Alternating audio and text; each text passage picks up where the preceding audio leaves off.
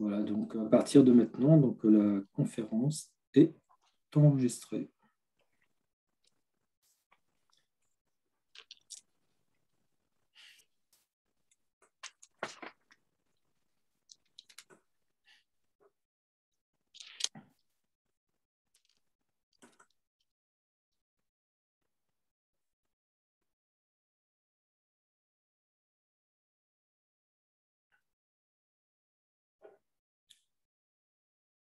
Donc, Marianne, si vous voulez, vous pouvez intervenir à partir de maintenant.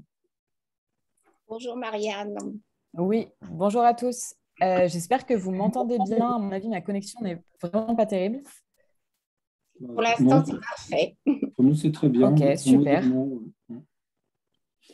Bon, parfait. Alors, écoutez, on vous laisse vous présenter, bien que Dominique ait déjà dit des choses sur vous, à savoir que vous êtes psychologue, et expliquez-nous ce que vous êtes en train de faire actuellement.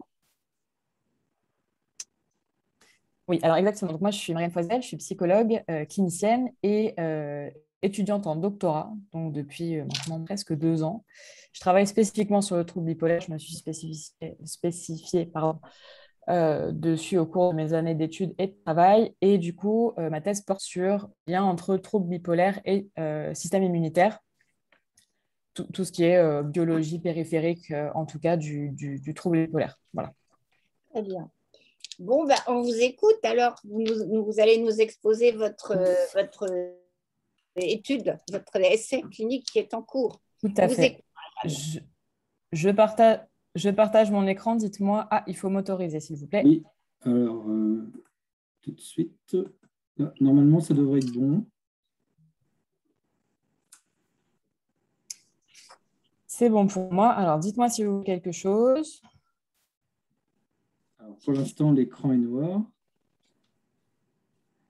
Alors, je pense que ça ne marche pas comme tout à l'heure. Si vous voulez bien partager votre... Oui, ouais, ok. Alors, il faudrait que vous me votre repassiez écran. la main, Merci. Marianne, donc en me remettant Oui. l'animateur. Et du coup, je Tout de vais suite. partager le diaporama.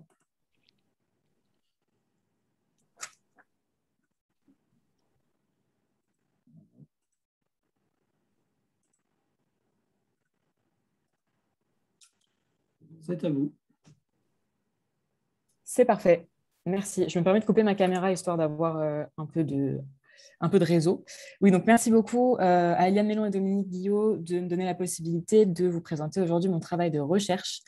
C'est vrai que les conférences Argos, c'est un peu une grande première pour moi. Je suis particulièrement du coup enthousiaste de pouvoir prendre quelques minutes pour vous présenter l'essai clinique sur lequel je travaille, sur lequel j'effectue mon travail de recherche, qui s'appelle donc le protocole DEPIL-2, qui est un essai dans lequel on propose à des patients qui ont un diagnostic de trouble bipolaire et qui ont des symptômes dépressifs de recevoir une molécule qu'on appelle l'interleukine 2. Donc, juste pour me présenter rapidement, cette diapo, donc je suis Marianne Foisel, psychologue et doctorant spécialisée dans l'étude du trouble bipolaire. Donc je suis en thèse à l'Institut Mondor de recherche biomédicale à l'INSERM sous la direction du professeur Le Boyer, du docteur Capuron et du docteur Tanouza, et je n'ai pas de conflit d'intérêt à déclarer pour cette présentation. Vous pouvez passer à la suivante. Voilà, merci. Donc, je vais vous présenter rapidement le contexte scientifique dans les grandes lignes, parce que c'est vrai qu'il y a beaucoup d'idées assez techniques du point de vue de l'immuno de la biologie. L'objectif, c'est vraiment qu'on puisse avoir les clés pour comprendre ce sur quoi on travaille et que vous puissiez éventuellement poser des questions si vous êtes intéressé ou autre. Donc, comme vous le savez très certainement, aujourd'hui, le trouble bipolaire en psychiatrie, c'est une sorte de challenge parce que c'est vrai que c'est une entité diagnostique qui recouvre des formes cliniques qui sont assez hétérogènes. C'est-à-dire que ce n'est pas parce qu'on a le même diagnostic qu'on souffre de la même chose ou des mêmes symptômes. On a vraiment une hétérogénéité clinique au niveau de l'entité diagnostique du trouble bipolaire. Et en plus de ça, on a une réponse thérapeutique qui est loin d'être optimale, avec environ 50% des patients qui répondent pas ou mal aux antidépresseurs et aux thymorégulateurs, pardon. Et l'une des conséquences majeures et importantes dans la vie des patients comme des soignants finalement de tout ça, c'est qu'on n'a pas vraiment de marqueur fiable, quantifiable et réplicable pour diagnostiquer et traiter les troubles bipolaires. Il n'y a que des marqueurs cliniques ou des marqueurs de réponse au traitement pour diagnostiquer un trouble bipolaire.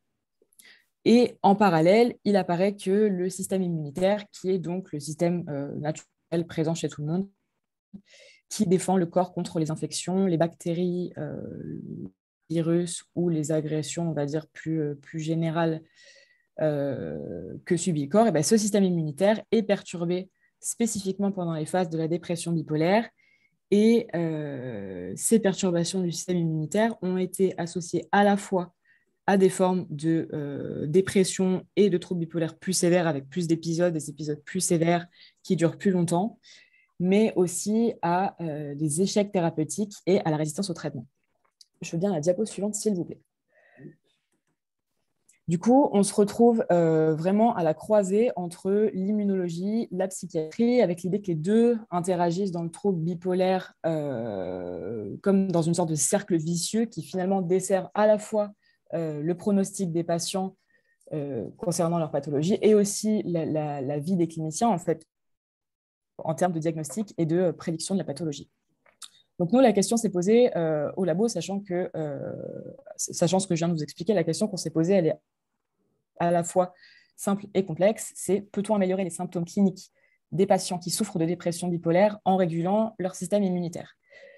Donc, sur le papier, la question est claire et simple, mais en fait, les implications sont assez importantes parce que ça ouvre toute une perspective nouvelle en psychiatrie pour des nouvelles prises en charge et surtout pour une nouvelle compréhension du trouble bipolaire qui sort vraiment du diagnostic de l'entité clinique qu'on avait avant. Diapo suivante, s'il vous plaît. Donc, pour répondre à cette question simple et compliquée, donc pour savoir si on peut traiter les symptômes de la dépression bipolaire en passant par une régulation limitée, on a construit avec l'Europe et la PHP un protocole qui s'appelle donc le protocole DEPIL-2, dans lequel on donne de toutes petites doses d'interleukine 2, que vous voyez ici en vert au microscope, à des patients qui souffrent de dépression bipolaire. Diapo suivante, s'il vous plaît. Donc, l'interleukine 2, qu'est-ce que c'est? Donc, on dit aussi IL-2. Donc, l'interleukine 2, c'est une molécule qui est naturellement présente dans le sang de tout le monde, en périphérie, et qui sert, c'est une molécule du système immunitaire en fait, qui sert à stimuler des cellules qu'on appelle les cellules T régulatrices, les Treg. Et le travail de ces cellules, c'est justement de contrôler le système immunitaire, de le réguler et surtout de limiter ce qu'on appelle l'inflammation, qui est la réaction du système immunitaire à une agression interne ou externe, mais du coup qui fait monter les défenses du corps. Donc l'objectif de ces cellules T régulatrices, c'est de baisser les défenses du corps une fois que l'agression est passée, entre guillemets. Et dans la dépression bipolaire, ce qu'on a observé, c'est que les patients montrent des signes d'inflammation, mais constants, c'est-à-dire que leur système immunitaire est toujours activé, toujours au plus haut. Et ça a été associé aux symptômes dépressifs et on pense éventuellement que ça pourrait être la cause des symptômes dépressifs. Donc, dans la dépression bipolaire, on a en fait une diminution des cellules T régulatrices qui servent à contrôler l'immunité et le système immunitaire. Donc, nous, avec de très petites doses d'interleukine 2, on propose de rééquilibrer, de réguler l'immunité des patients et de voir si, à long terme et à court terme, ça a un impact sur les symptômes dépressifs que les gens peuvent vivre. Voilà, donc l'interleukine 2 à faible dose, c'est une molécule qui est connue, qui est déjà commercialisée, qui est du coup sûre, qui a été utilisée chez la souris dans beaucoup de modèles précliniques, dans beaucoup de pathologies de modèles murins, qui, chez l'homme, est donnée à partir de 6 ans. On l'utilise en médecine courante pour traiter des pathologies auto-immunes comme le diabète, le lupus ou l'alopécie. Et l'interleukine 2 à faible dose, donc comme c'est écrit sur la diapo, est vraiment connue pour stimuler et développer les cellules T régulatrices, mais également les neurones au niveau du cerveau.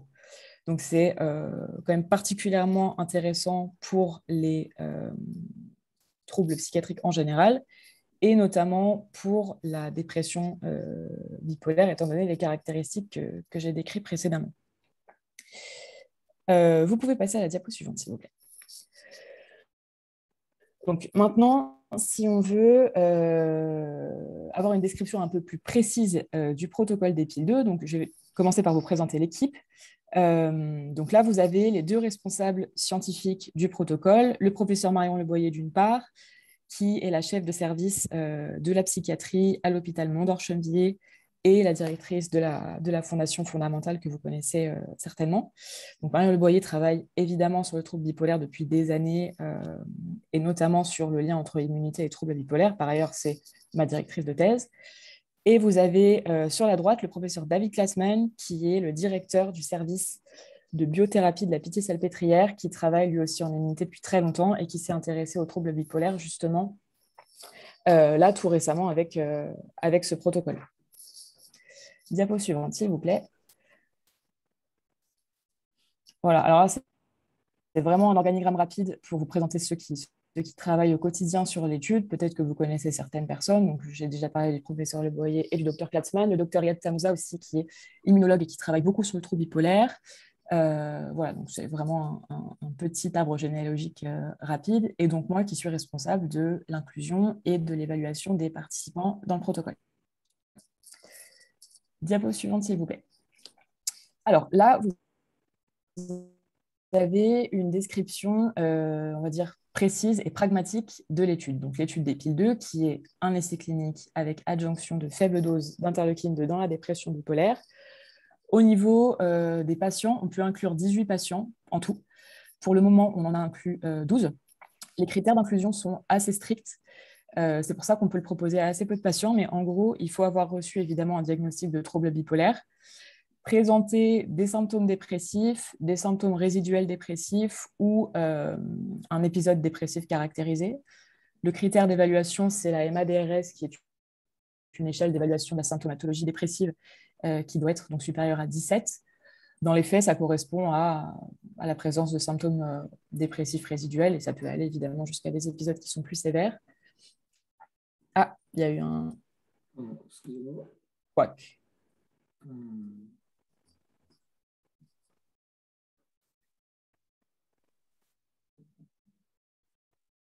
Marianne, j'en profite pour vous transmettre Oui. Une demande de... Est-ce que vous pouvez parler un petit peu plus lentement? Voilà. Tout à fait, je peux, pas de souci. Voilà.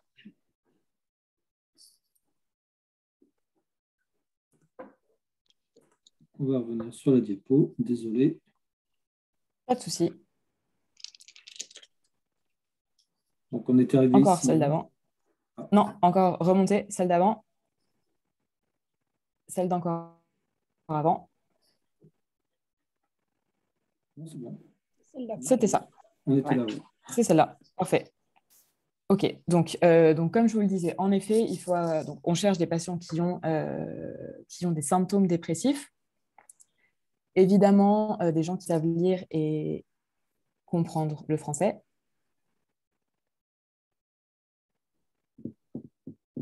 Qu'est-ce que tu nous fais, Dominique? Attends, oui, je suis désolé. Là, j'ai un petit souci. Je vais revenir. Voilà, c'est bon, hein? Oui, ça y est. C'est bon. Pardon, excusez-moi. Pas de souci. Pour les femmes, du coup, on demande qu'il y ait une contraception hormonale et l'âge des sujets qu'on inclut doit être compris entre 18 et 65 ans. Au niveau de la durée du protocole et de la façon dont ça s'organise, donc c'est un protocole qui dure en tout 10 semaines, sachant que sur ces 10 semaines, il ne faut pas être présent tous les jours pendant les 10 semaines, évidemment, simplement 6 demi-journées par semaine. Donc, on a 2 phases dans le protocole. La première, c'est la phase d'induction, pendant laquelle le sujet qui participe reçoit une injection par jour pendant 5 jours. Donc, lundi, mardi, mercredi, jeudi, vendredi, tous les matins, pendant une semaine. Ensuite, on passe à la phase de maintenance, donc une phase où on a des injections moins régulières. Là, on propose une injection par semaine pendant 4 semaines, soit 4 injections de plus. Donc, en tout, ça fait 9 injections. La dernière partie, on va dire, du protocole, c'est le follow-up, donc la dernière visite où on fait un bilan du protocole, on discute ensemble des perspectives pour la suite et on essaye de retracer un peu tout ce qui s'est passé pendant ces 10 semaines passées ensemble. Donc, à chaque visite du protocole, il y a à la fois une évaluation psychiatrique et psychologique qui est faite par moi, du coup, qui suis en charge d'évaluer les symptômes que ressentent les participants tous les jours pour voir s'il y a des améliorations, des détériorations, voilà, un peu pour essayer de faire un petit point jour après jour de ce qui se passe. Et les patients sont évidemment vus par un médecin somaticien, donc qui leur fait un examen complet médical à chaque visite. On a également des prises de sang, donc au premier jour, au 5e jour et au 60e jour qui correspond à la visite de follow-up. Pour le traitement qu'on propose, donc on propose aux patients de recevoir soit de faibles doses d'interleukine 2 en injection sous-cutanée ou un placebo. Alors évidemment, c'est un protocole qui est en aveugle, donc personne ne sait qui reçoit quoi, personne ne choisit, c'est tiré au sort. Et il y a 2 traitements pour un placebo. Donc, on a 2 chances sur 3 de recevoir le traitement, sachant qu'évidemment, comme c'est un essai clinique, on est obligé de proposer un placebo pour vérifier si le traitement marche.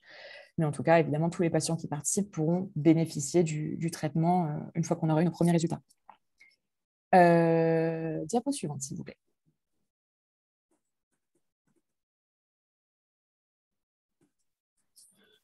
Merci beaucoup. Alors, celle du dessus.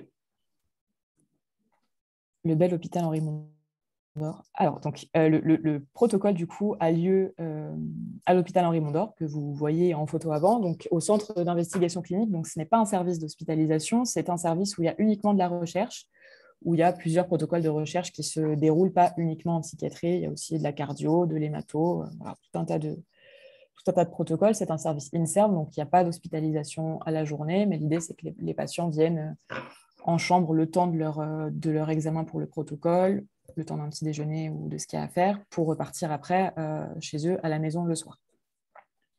Donc, au niveau aussi du déplacement, on a des facilités, on a des taxis qui sont gratuits dans toute l'Île-de-France. On peut rembourser les billets de train, les billets de je ne sais quoi, les covoiturages, peu importe. Voilà, on est assez flexible là-dessus, ce qui favorise aussi pas mal la participation au protocole. Donc, la diapo sur laquelle on est actuellement, c'est pour vous donner un état des lieux rapide donc de là où on en est aujourd'hui. Donc, aujourd'hui, on a inclus 14 patients avec un diagnostic de trouble bipolaire. On a dû exclure 2 personnes parce que l'une d'elles avait un critère biologique qui ne pouvait pas correspondre. Et la deuxième, on a vu l'apparition d'idées suicidaires chez cette personne avant le début du traitement et avant le début du protocole. Donc, cette personne a dû être hospitalisée, n'a pas pu être inclue dans le protocole.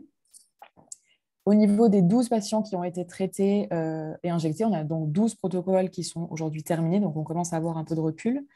Et au niveau des effets indésirables, dans la littérature, il y avait de décrits un peu de fièvre et des courbatures. Parce que pour le coup, nous, on n'a pas du tout retrouvé. Personne n'a eu d'effets secondaires parmi les patients qui ont reçu les injections, hormis chez quelques patients l'apparition de petites plaques rouges qui disparaissent en moins de 24 heures à l'endroit de l'injection. Donc, on est assez content et assez sécure au niveau des effets secondaires. Diapo suivante, s'il vous plaît.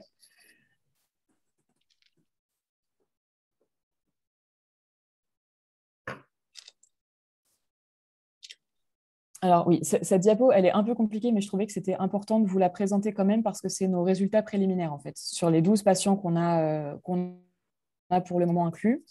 Alors, je vais vous l'expliquer rapidement. Donc, la première colonne, c'est l'identifiant des sujets. La colonne H correspond à l'âge, le sexe correspond au sexe. Après, vous avez deux grandes colonnes, donc MADRS, qui est le score de symptômes dépressifs, pardon, si je peux dire, le score de sévérité des symptômes dépressifs, qui est donc un score continu qui commence de 0 et qui peut monter jusqu'à plus de 60 dans les cas de dépression très sévère. Et donc à côté, la CGI, qui est également une échelle qui nous permet d'évaluer à quel point les symptômes sont handicapants dans la vie des personnes qu'on reçoit. Donc, je voulais vous montrer cette diapo pour une raison simple, c'est que même si on n'a pas fait d'analyse encore statistique et que rien n'est publié du point de vue scientifique, rien qu'au niveau visuel, déjà, on voit qu'à la V1, la visite 1, qui est le premier jour du protocole, du coup, on a chez tous les patients, sauf 2 patients, on a une diminution des symptômes dépressifs en fin de protocole, qui parfois va du très fort au très, très faible. Pareil pour la CGI, on a souvent une diminution du score. Donc, cette diapo pour vous montrer que même si parmi ces gens-là, des gens ont reçu le placebo, ce qui est certain, tous les participants jusqu'à présent qui ont participé au protocole sont sortis améliorés sur le plan clinique. Alors, ça ne veut pas dire guéris puisque ce n'est pas une psychothérapie, ce n'est pas une thérapie. Mais en tout cas, le protocole permet d'aider les patients qui participent et d'améliorer et de traiter dans une certaine mesure les symptômes dépressifs. Diapo suivante, s'il vous plaît.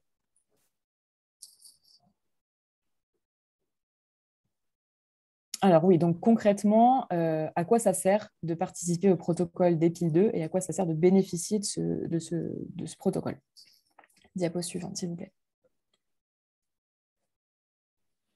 Donc, 4 points qui sont à la fois simples et à la fois compliqués. Donc, ça permet évidemment d'accéder à un traitement innovant, à un traitement de pointe et un traitement qu'on connaît déjà, mais qui est novateur dans le traitement de la dépression et très spécifiquement de la dépression bipolaire.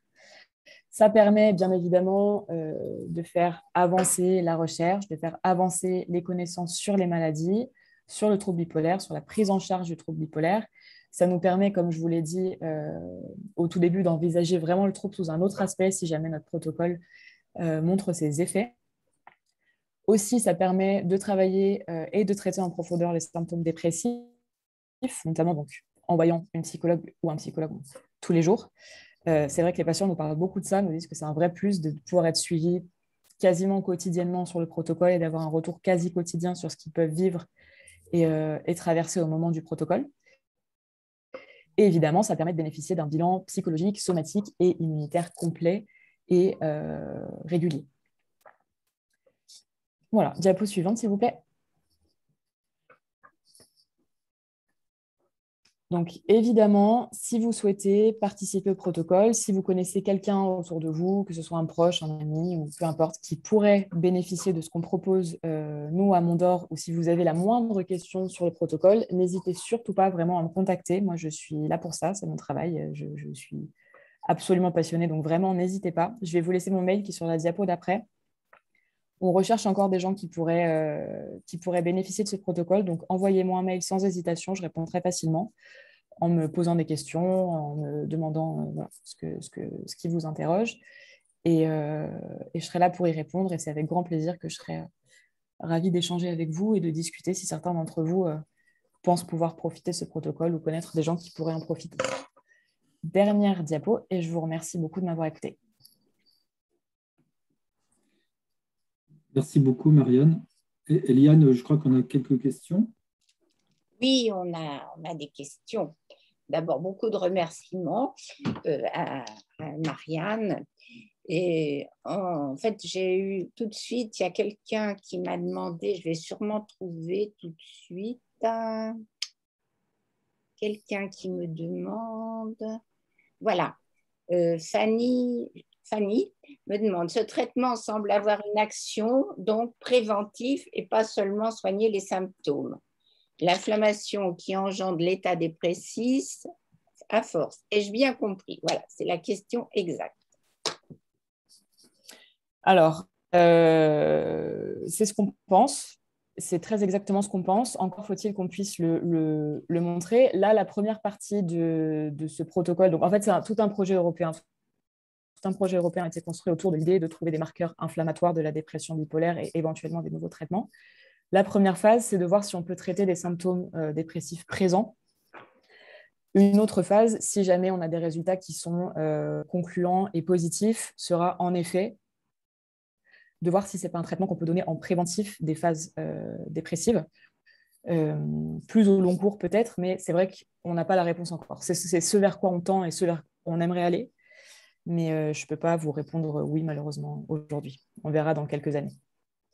Bon, il y a Alexis qui nous demande qu'il attend la lettre de son psychiatre pour avoir un rendez-vous avec votre équipe.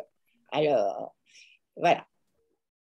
Est-ce qu'il faut la lettre d'un psychiatre ou est-ce qu'il peut essayer, moi ça c'est de moi, hein, est-ce qu'il peut essayer de vous contacter directement, Alors, comme vous le suggérez?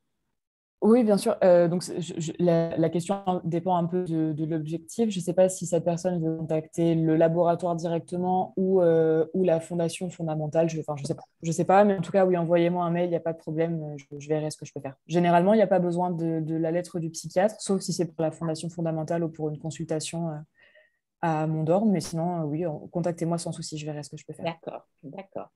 Euh, Voyons donc. Il y a, il y a des personnes qui sont très pressées et qui nous demandent quand est-ce qu'ils vont pouvoir en bénéficier. Ça se comprend. Vous aussi, vous êtes très Tout à fait. pressés, si j'ai bien compris. Oui, alors en fait, la chance qu'on a, c'est que c'est un médicament qui est déjà connu. Ce n'est pas du tout un médicament qui est nouveau, donc qui est déjà commercialisé. Il n'y a pas besoin de faire tout le parcours pharmacologique qui est assez effrayant d'habitude. Mais bon, il faut nous laisser le temps du coup de terminer la recherche et de voir si en effet ça marche déjà premièrement. Nous, on pense que oui, on espère que oui, mais il faut voir si ça fonctionne. Et quand ça aura fonctionné, il faudra les autorisations, mais je pense que ça pourrait aller assez vite, peut-être dans un an et demi. D'accord. Alors, il y a Anouchka qui fait une remarque tout à fait pertinente. J'ai remarqué qu'il n'y a qu'un seul homme dans votre protocole. Pourquoi ne faites-vous pas 50-50? Alors, c'est une très bonne question. On ne fait pas 50-50, évidemment pas volontairement, vous vous en doutez. Mais en fait, on a des critères qui sont assez stricts. Bon, là, je ne vous les ai pas tous montrés parce qu'après, il y a beaucoup de critères au niveau somatique, etc., qui sont vraiment du cas par cas. Mais le hasard fait que on n'a pas trouvé plus d'hommes, en fait, tout simplement. C'est vraiment pas volontaire. Au contraire, on aimerait bien justement avoir vraiment un 50-50, ce qui serait le plus intéressant du point de vue clinique. Mais voilà, on n'a pas trouvé. Peut-être parce qu'il y a plus de comorbidités chez les hommes qui ont un trouble bipolaire, plus de comorbidités somatiques, peut-être parce qu'il y a plus de femmes qui ont un diagnostic de trouble bipolaire. On peut imaginer beaucoup de raisons, mais ce n'est pas intentionnel, en tout cas. Bon, Sylvie pose la question, à partir de quel taux PCR un patient peut-il intégrer le protocole? Taux PCR. Je ne sais pas. Est-ce que Sylvie peut préciser? Ah, CRP, pardon, oui. CRP. Alors, du coup, c'était un critère qui était initialement demandé. Initialement, c'était 3 mg par litre. Mais là, c'est un critère qu'on a enlevé parce que, en fait, il y avait des chances que ça biaise les analyses. On fait également cette recherche en partenariat avec un hôpital de Milan, un laboratoire à Milan, qui fait exactement la même étude, donc pareil dans le trouble bipolaire avec de l'interleukine 2, donc pour élargir l'échantillon à qui on peut le proposer. Et eux n'avaient pas ce critère de CRP, donc on a dû l'enlever pour qu'on puisse mutualiser les données et avoir une production scientifique qui soit plus forte et plus fiable. Initialement, c'était le score de 3 mg qui est généralement associé à un début d'inflammation. Sylvie pose une autre question. Quelle incidence de ce traitement sur le lot de variation du trouble bipolaire, à savoir l'hypomanie ou la manie? Oui, alors a priori, on n'en trouve pas dans la mesure où ce traitement, en fait, comment expliquer? Ce traitement a un impact périphérique majoritairement et pas un impact en centrale au niveau du cerveau, ce qui peut parfois déclencher des virages maniaques. Là, a priori, ce n'est pas le cas. On l'a testé aussi pour ça. Aucun patient qui a reçu le traitement pour l'instant n'a eu le symptôme même hypomaniaque du tout. Donc, en fait, ce n'est pas le même mécanisme d'action. Là, ce n'est pas un mécanisme neuronal qu'on touche, c'est vraiment un mécanisme immunitaire. Donc, a priori, il n'y aurait pas trop de risque de ce côté-là. Alors, une autre question. Est-ce que ce médicament pourrait remplacer le thymorégulateur comme le lithium? Alors, en fait, je pense à long terme que ça pourrait... En fait, ça me fait penser à la première question qui a été posée. Là, actuellement, on ne peut pas remplacer le lithium par l'interleukine 2 parce que, bon, on verra, hein. Encore une fois, c'est très spéculatif, mais si nos résultats sont concluants et positifs, là, tous les patients qui participent au protocole sont soit sous antidépresseurs, soit sous thymorégulateur, soit sous les deux. C'est obligatoire, c'est un critère obligatoire. Donc, on a l'effet conjugué de l'interleukine 2 et du médicament. Pour voir si on peut remplacer le lithium, il faudrait refaire une autre étude où les patients arrêtent le lithium ou l'antidépresseur ou un autre thymorégulateur, prennent de l'interleukine 2 et ne rechutent pas, par exemple. Ce serait tout un nouveau protocole à construire. Pareil, ce serait l'idée. Hein, si on arrive à voir que les injections d'interleukine 2 sur le long terme permettent de prévenir le trouble bipolaire, si une injection tous les 6 mois permet de prévenir le trouble bipolaire, on n'en est pas là du tout pour l'instant. Hein, mais c'est une supposition. Oui, on peut clairement imaginer que ça pourrait switcher le lithium ou un antidépresseur. Mais encore une fois, ce sont des spéculations et c'est vraiment pas du tout fait à l'heure actuelle encore. Alors, une question de Julien. Le traitement protocole peut-il aussi concerner les dépressifs unipolaires? Alors, on pense que oui. On pense que oui. C'est déjà ce qui est fait à Milan. Nous, on n'a pas eu le budget suffisant à la PHP pour le faire. Mais on pense que oui. Après, on pense que c'est davantage spécifique aux troubles bipolaires parce que vraiment, biologiquement, l'interleukine 2 cible très spécifiquement une molécule qui est en déficit, on va dire, dans le système immunitaire, dans la dépression bipolaire. Donc, on pense que ça marchera particulièrement avec le trouble bipolaire, mais on peut aussi évidemment envisager le trouble unipolaire. Dans la mesure où c'est aussi un trouble qui est concerné par l'inflammation et les perturbations immunitaires. Alors, Sylvie, à nouveau, merci. Je suppose qu'une personne déjà sous traitement immunosuppresseur, au méthotrexate par exemple, ne peut pas intégrer le protocole. Malheureusement, non. Bon. Alors, attendez. Est-ce qu'une patiente habitant en province pourrait participer à cette étude clinique? C'est Claudine qui pose la question. À distance, c'est faisable? Alors, à distance, non, ce n'est pas faisable parce qu'il faut recevoir les injections. Donc, ce n'est pas du tout faisable. Par contre, on a déjà des patients qui sont venus d'ailleurs que de l'Île-de-France, à qui on a pu du coup rembourser les billets de train. Mais après, ça implique que la personne ait un logement en Île-de-France, quoi, au moins pour pouvoir rester au moins la première semaine. Après, c'est vrai que les autres fois, c'est une visite par semaine. Donc, c'est peut-être plus simple pour se déplacer, pour prendre le train, etc. Mais la première semaine, c'est vrai qu'il faut venir tous les matins. C'est quand même plus simple d'avoir un logement sur place. Mais après, à distance, on ne peut pas du tout le faire. Il faut vraiment venir recevoir les injections, faire le bilan psychologique, on va dire, tous les jours et le bilan somatique avec le médecin. Alors, il y a Christian qui d'abord vous remercie.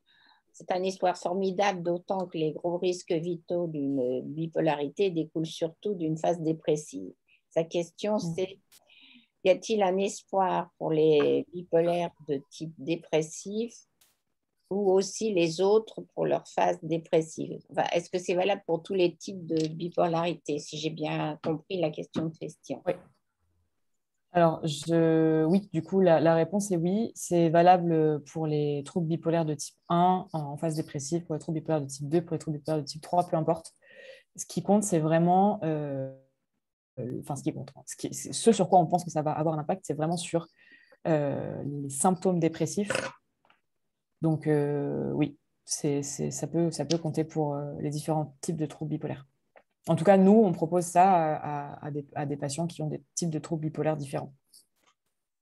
Alors, Magali nous demande si vous pouvez développer un tout petit peu la notion d'inflammation immunitaire et tout ça.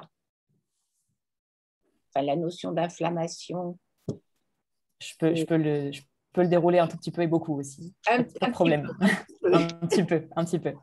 Oui, alors du coup, donc, je reprends. Donc, en gros, chacun a ce qu'on appelle un système immunitaire, donc, qui est un système naturel qui régule tout ce qui est agression tournée vers le corps. Donc, les virus, les bactéries, le Covid, la grippe, ce que vous voulez.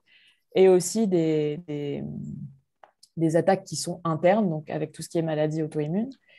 Et donc, le système immunitaire, quand il fonctionne naturellement et comme chez tout le monde, va percevoir en gros des agressions de l'extérieur, va se stimuler. Et cette réaction du système immunitaire qui va se stimuler pour se mettre en marche, pour se défendre, s'appelle l'inflammation. Donc, l'inflammation, c'est un certain type de molécule qui va augmenter dans le sang pour aller combattre l'agresseur et protéger le corps. Donc, cette inflammation, c'est parfaitement normal, ça arrive chez tout le monde. Donc, c'est une montée des défenses qui, normalement, redescend après une fois que l'agresseur est éliminé ou évacué. Et donc, en fait, l'idée qu'il y aurait un lien entre les troubles psychiatriques et le système immunitaire est venue, en fait, du constat des médecins que dans une réaction immunitaire typique, par exemple la grippe, quand on a la grippe, on va commencer à être fiévreux, à être fatigué, à plus vouloir sortir du lit, à avoir des difficultés à manger, à être un peu irritable, etc., qui sont finalement des symptômes qu'on retrouve dans certaines formes de dépression. Donc, les chercheurs se sont intéressés de savoir si, quand l'inflammation est activée, donc les systèmes de défense du corps sont activés, est-ce que ça peut entraîner des symptômes dépressifs, donc type fatigabilité, perte de motivation, voilà, des symptômes qu'on connaît assez bien. Et donc, il y a tout un tas d'études qui, depuis ont été faites, depuis à peu près 20 à 30 ans, sur justement le lien entre cette inflammation et la survenue de symptômes dépressifs. Et ce qui a été montré, c'est que, en fait, chez certains patients qui ont des symptômes dépressifs, on retrouve des signes d'inflammation, mais que cette inflammation, au lieu de descendre comme elle ferait pour une grippe ou pour une autre pathologie virale ou peu importe, se maintient, pas forcément très haut, ce qui fait que c'est pas, on ne finit pas en réanimation, enfin, ce n'est pas quelque chose qui est, on va dire, absolument destructeur du point de vue physique, mais qu'elle se maintient assez haut pendant des années pour potentiellement entraîner des dégâts au niveau du cerveau, une perte de neurones, etc., et qui pourrait du coup être associé aux symptômes dépressifs. Je ne sais pas si c'est plus clair, mais du coup, nous, le médicament en fait, qu'on propose sert à arrêter le palier en fait, d'inflammation pour le casser, le faire redescendre et voir si du coup, on a un impact sur la dépression. Je ne sais pas si c'était clair, j'espère. Mais... Oui, si en même temps vous avez répondu à d'autres personnes, notamment une question de Sylviane qui demandait si, quand on n'est plus en phase dépressive, si le taux baissait d'un... Attendez, oui, c'est ça, hein, si le taux baissait ou pas. Et alors, Christine me demande quels sont tous les effets secondaires de ce nouveau traitement. Alors, donc, au niveau des effets secondaires, ce qu'on a, donc, comme je vous le disais, c'est un traitement qui a déjà été donné dans d'autres pathologies. Dans d'autres pathologies, quand on lit les études, donc qui sont des maladies somatiques, hein, type polyarthrite, lupus, etc. Quand on lit les articles scientifiques, ce que décrivent les auteurs, c'est soit de la fièvre qui ne dépasse pas 39 degrés, une fièvre légère, des courbatures et un peu de fatigue. Donc, ce à quoi nous, on s'attendait et ce qui est présenté aux patients quand ils acceptent le protocole. Et finalement, on n'a eu absolument aucun effet secondaire chez personne. Donc, le seul effet secondaire qu'on a eu, que je vous ai décrit tout à l'heure, c'est en gros, au point d'injection, un petit placard rouge qui n'est pas très gros, hein, qui fait le tour du point d'injection et qui disparaît à peu près en 24 heures. On n'a pas noté d'autres effets secondaires rapportés par les patients, ni vus par le médecin en dehors de celui-là, pour l'instant. Alors, il y a encore une question d'Anouchka. Est-ce que ce médicament vient après un antidépresseur de base, type myocérine, où on ne répond pas, ou bien sera-t-il donné directement en première intention? Encore une fois, c'est la question. Encore une fois, je ne peux pas répondre vraiment franchement à ce stade-là. L'objectif serait qu'il arrive en première intention, mais je ne peux pas me C'est trop tôt. prononcer là-dessus. Actuellement, c'est trop tôt. D'accord, d'accord. Bon, ben, je crois que j'ai à peu près fait le tour des questions. Je crois qu'il y a une question qui n'a pas été posée, ou alors je ne l'ai pas entendue. Quelqu'un pose la question de savoir sur le tableau des résultats, où sont les résultats placebo? Et ils ne sont pas là. Ah ben ça, on ne sait pas. On sait pas qui reçoit on sait pas qui reçoit le placebo ou qui reçoit le traitement. En fait, comme c'est moi qui vois les patients tous les jours, si je sais qui a le placebo et qui a le traitement, peut-être que je vais être un peu tentée de faire en sorte que la personne qui a le traitement aille mieux. Donc, personne ne sait, en fait. C'est tiré au sort automatiquement par un ordinateur. Okay. Les patients ne savent pas, moi je ne sais pas, et les médecins ni les infirmiers ne savent pas non plus. Une autre question de Sylvie. Quel est le pourcentage de malades bipolaires qui prennent des antidépresseurs? Est-ce que vous pouvez répondre à la question? En général ou dans l'étude? Alors, si c'est en général, je ne sais pas. Si c'est dans l'étude, on avait seulement deux patientes qui ne prenaient pas d'antidépresseurs.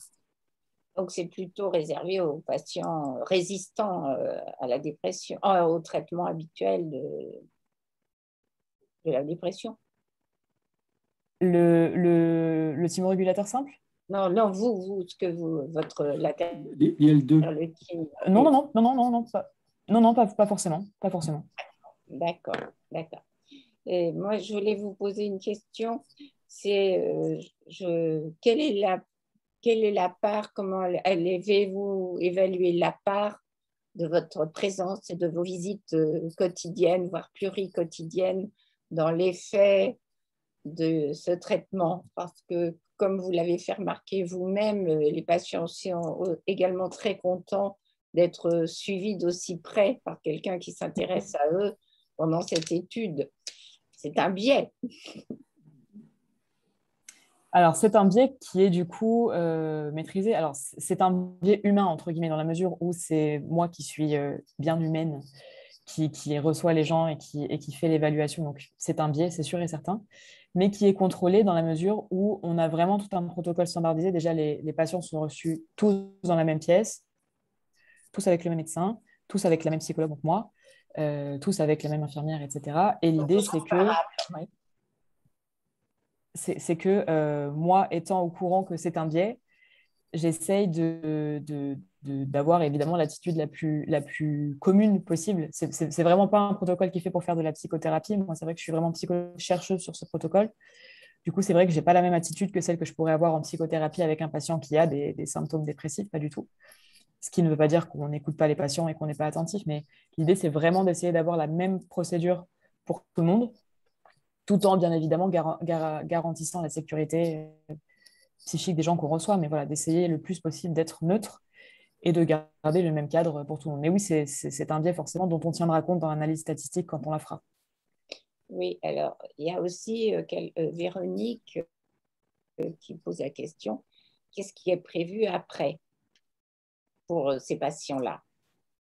Après qui participent, d'accord, après la 10e visite. Alors, plusieurs choses. Déjà, ça dépend de l'état clinique du patient à la sortie du protocole. Si jamais il y a une amélioration, une détérioration. Pour l'instant, il n'y a pas de détérioration, on espère qu'il n'y en aura pas. Mais du coup, c'est vrai que comme c'est le professeur Marion Leboyer qui est responsable de l'étude et qu'elle travaille en étroit lien avec des patients qui souffrent de troubles bipolaires, généralement, il y a des consultations régulières avec elle pour les patients qui participent au protocole pour qu'on puisse justement préparer la suite. Là, jusqu'à présent, ça a vraiment dépendu ça a dépendu des patients. Il y a des gens qui se sont sentis beaucoup mieux, qui ont un peu diminué leur traitement et qui ont du coup continué leur prise en charge, mais d'une autre façon. Il y a des gens qui sont allés voir un psy. Voilà, ça dépend. C'est vraiment du cas par cas. En gros, l'idée, c'est qu'on a que, entre guillemets, 18 patients à inclure, que du coup, on se connaît bien puisqu'on se voit pendant 10 semaines régulièrement. L'idée, c'est vraiment d'accompagner les gens et pas à l'issue du protocole de leur dire merci beaucoup d'avoir donné votre sang, votre énergie et d'avoir donné de votre personne et au revoir. Ce n'est pas du tout l'idée. On reste évidemment en contact, on prend des nouvelles et on voit ce qu'on peut construire ensemble par la suite si besoin. Bon, écoute, vois-tu d'autres questions? Oui, on a une question de Joseph là, qui nous demande est-ce que le traitement peut fonctionner sur quelqu'un qui a été diagnostiqué atteint de troubles bipolaires de type 2, mais dont la dépression n'est pas vraiment la caractéristique? Alors oui, parce que je suppose que oui. Plutôt des hypomanies peut-être. C'est ça, ouais. Oui. Oui. Enfin, l'idée, c'est que nous, on veut évaluer l'impact sur les symptômes dépressifs. Donc, même s'il y a un épisode mixte, par exemple, on peut envisager, on peut parfaitement envisager l'interleukine 2 pour traiter les symptômes dépressifs. Après, est-ce que ça a un effet sur les symptômes maniaques, hypomaniaques? A priori, pas trop. Mais oui, dans la mesure où il y a des symptômes dépressifs et qu'on veut traiter les symptômes dépressifs, oui, bien sûr. Et comment vous est venue l'idée de l'interleukine 2 pour traiter les dépressions résistantes? Alors, c'est vraiment... en fait, on est vraiment parti de la biologie. Ah non, pas par hasard. Non, on sait ce qu'on fait quand même. Non. En fait, on est parti de ce constat qu'il y a une certaine population de cellules qui est endommagée dans la dépression bipolaire. Et il s'avère qu'on sait que cette population de cellules peut être traitée dans d'autres pathologies par l'interleukine 2. Donc, on a fait une sorte de modèle inverse. En fait, on n'est pas parti des caractéristiques cliniques, on est vraiment parti de la biologie pour essayer de proposer un chemin qui aboutit après à la clinique. Mais c'est vrai que David Klatzmann aussi, qui est le directeur scientifique et que je vous ai montré en photo tout à l'heure, travaille, lui, avec l'interleukine 2 depuis des années sur d'autres types de pathologies.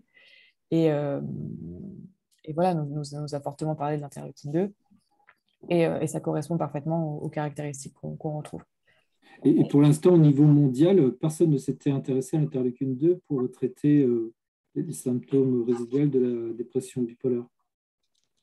Non, alors les gens s'étaient donc intéressés, la France les est chercheurs se pionnière. sont intéressés à l'Europe, la France et l'Italie.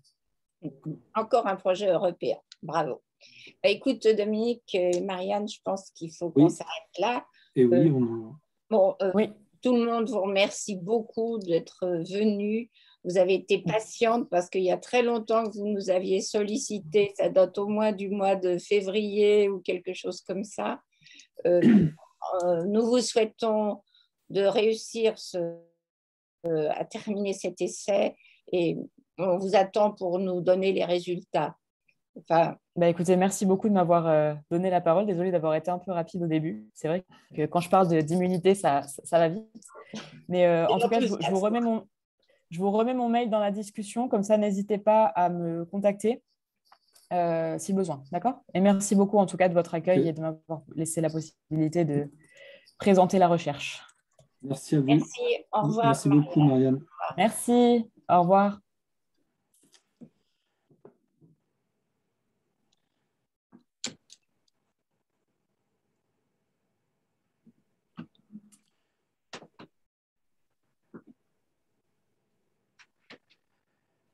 Eh bien, nous allons passer donc à la deuxième partie de cette soirée, où, en tant que président d'Argos 2001, depuis exactement 3 mois, jour pour jour, c'est un hasard du calendrier, eh bien, je suis très heureux de vous accueillir ce soir avec Eliane Melon, qui est la première vice-présidente de l'association. Je salue également donc, Annie Labbé, donc, qui est la seconde présidente de l'association, qui, pour raison personnelle, n'a pas pu se joindre à nous ce soir, mais avec qui j'ai échangé encore hier soir sur un sujet majeur pour l'association, on en parlera tout à l'heure. Mais nous aurons l'occasion de retrouver Annie Labbé pour une soirée autour d'un thème qui lui est très cher depuis de nombreuses années, qui est le thème de la représentation des usagers. Alors, pourquoi j'ai souhaité donc m'adresser à vous directement ce soir, donc bien sûr avec la connaissance des membres du bureau du conseil d'administration. Eh bien, en fait, c'est tout simplement pour vous dire où nous en sommes au bout de 3 mois de présidence et vers où nous comptons aller. Alors, dans la première partie, donc je vais vous présenter le projet stratégique Argos 2001 pour l'année 2021-2022. Après l'avoir présenté donc, récemment, il y a 10 jours exactement, donc, au bureau du conseil d'administration, puisqu'il y a eu les vacances, puis lors de la réunion du conseil d'administration cette semaine, c'était lundi dernier, je vais vous indiquer, donc, décrire les 9 commissions, alors sans rentrer dans le détail, mais qui sont en train de se mettre en place, leur fonctionnement, les objectifs et les résultats attendus. Alors, dans une deuxième partie qui se fera en 2 temps, donc, Eliane Melon présentera donc, la mise en place de la supervision par un professionnel de la supervision en santé mentale pour les bénévoles intervenant dans ce que nous appelons les domaines d'activité stratégique d'Argos 2001, dont j'en ai parlé tout à l'heure en introduction, ce qui fait notre force, c'est-à-dire les groupes de parole, les accueils personnalisés et la ligne d'écoute téléphonique. Elle présentera donc Eliane dans un second temps pour rebondir sur l'intervention de Marianne Foisel, sur différents travaux de recherche européens auxquels Argos 2001 a été invité à participer. Et donc enfin, dans une troisième partie, eh bien, Eliane Melon et moi-même donc, échangerons avec vous, si vous avez des questions donc, à nous poser sur nos deux interventions. Alors, comme je l'avais indiqué donc, dans ma déclaration de candidature à la présidence de l'association le 23 juin dernier, donc je m'inscris tout à fait dans ce qui a été présenté donc, dans le cadre des enjeux et perspectives. Donc, ce que je voulais dire, c'est que dans cette ère actuelle, qui est quand même assez compliquée, de pandémie de Covid-19, d'instabilité climatique et politique grandissante, avec les élections présidentielles qui arrivent l'année prochaine, ça va venir vite, bien, pour autant, les besoins des personnes souffrant de troubles bipolaires ainsi que leurs proches sont immenses, comme vous le savez. Mais je voudrais rappeler que le changement de présidence n'a pas changé en fait les objectifs de l'association qui est là pour aider et soutenir nos pairs, PIRS, patients ou proches. Donc, comme vous le savez déjà, donc Argos 2001 est une association résolue, connue, mais nous sommes, et chacun se l'accorde, donc, pour dire que nous sommes trop nombreux, enfin trop peu nombreux, pardon, puisque nous sommes un peu moins de 600 adhérents pour une soixantaine de bénévoles, un petit peu plus.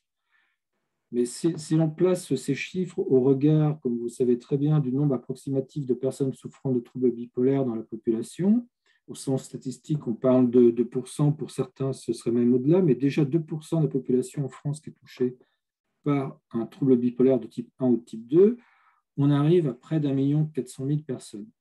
Si à cela on ajoute les proches de ces patients, on atteindrait facilement 10 millions de personnes, ce qui représente pas loin de 15% de la population.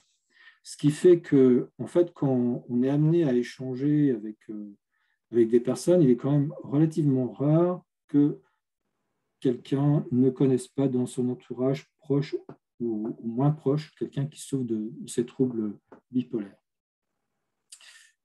Alors, ce que je voulais dire, donc, c'est que même si nos bénévoles, donc partout en France, se sont mobilisés cet été donc pour répondre aux besoins des personnes en souffrance, soit en animant des groupes de parole, soit en faisant des accueils personnalisés ou encore en assurant la permanence téléphonique, ce dont nous leur sommes très reconnaissants. Le manque de bénévoles se fait ressentir. La lassitude peut atteindre les plus courageux et nous devons absolument recruter des bénévoles et accueillir de nouveaux adhérents. Alors pour celles et ceux qui ne me connaissent pas, moi je suis un proche et dans l'association depuis 10 ans où j'ai co-animé pendant un peu plus de 9 ans donc des groupes de parole. Donc je sais ce que ça représente comme temps, comme investissement. Et on a besoin, effectivement, pour tenir sur la durée, de se renouveler, mais également d'élargir, donc d'augmenter le nombre de bénévoles de l'association. J'y reviendrai tout à l'heure. Non seulement pour assurer donc, ce soutien direct, tangible, ô combien utile, mais également pour aider l'association à se structurer, à se faire connaître, à communiquer grâce, entre autres, au support numérique, mais également pour promouvoir des événements, rechercher des fonds publics et privés. Ce que je peux dire, et je pense que vous serez d'accord avec nous, c'est que nous avons un savoir sur le monde bipolaire, savoir qui est reconnu auprès de soignants, puisque nous arrivons relativement facilement à les faire venir, que ce soit dans nos conférences mensuelles ou lors des Journées mondiales de troubles bipolaires depuis 2015. Nous avons un savoir-faire au travers de nos groupes de parole, de nos accueils personnalisés, de notre écoute téléphonique, savoir-faire qu'il faut partager. Et également, il nous reste aussi à faire savoir ce que nous faisons davantage, je pense, notamment auprès des soignants et du grand public, enfin, de tout un tas d'acteurs publics, privés. Nous avons besoin de communiquer davantage. Mais nous devons aussi d'abord consolider l'association en s'assurant de son indépendance, indépendance vis-à-vis de ses partenaires, indépendance également vis-à-vis donc, des financiers, publics ou privés, d'autres associations, voire de fondations, indépendance vis-à-vis de chercheurs, de professionnels de la santé mentale, de donateurs. Fort heureusement, aujourd'hui, à l'heure où je vous parle, donc la situation financière de l'association est actuellement satisfaisante, d'autant que nous venons de recueillir les fruits d'un travail très important conduit par l'ancien président, Patrice Fradet, ainsi qu'un ancien vice-président, Bernard Pubasset, qui est en charge des subventions pour l'association Argos 2001. Et bien, Bernard et Patrice donc, ont obtenu auprès de la Direction générale de la santé donc, la subvention annuelle, mais qui pour autant en fait n'est pas une simple reconduction, mais il faut à chaque fois donc objectiver notre demande, nos besoins. Donc c'est un travail important pour convaincre cet interlocuteur. Et puis également cette année, donc quelque chose de très important, c'est que grâce au travail de Bernard et Patrice, donc, un dossier a été déposé auprès de la Fondation de France afin de demander une subvention pour mettre en place la supervision. Alors, Eliane Melon vous en parlera tout à l'heure, ce qu'on entend par supervision, la manière dont on pense la mettre en place dans les semaines qui viennent. Par ailleurs, pour consolider l'association, on pense aussi qu'il est important de la sécuriser, et la sécuriser également comment, de quelle manière, en instaurant quelque chose qui n'existe pas chez Argos 2001, qui serait d'instaurer un code d'éthique et de déontologie. On s'est rendu compte en cherchant un petit peu sur Google, c'est assez facile qu'au Canada, c'est quelque chose qui existe déjà et que nous avons l'intention également de mettre en place donc, au cours de cette année 2021-2022 et le plus tôt possible, avec l'idée d'éviter parfois des dérapages qui peuvent se produire, qui ont pu se produire dans cette association. Ça peut exister dans d'autres également. Dès lors qu'on touche à la santé mentale, c'est quelque chose qui est assez compliqué.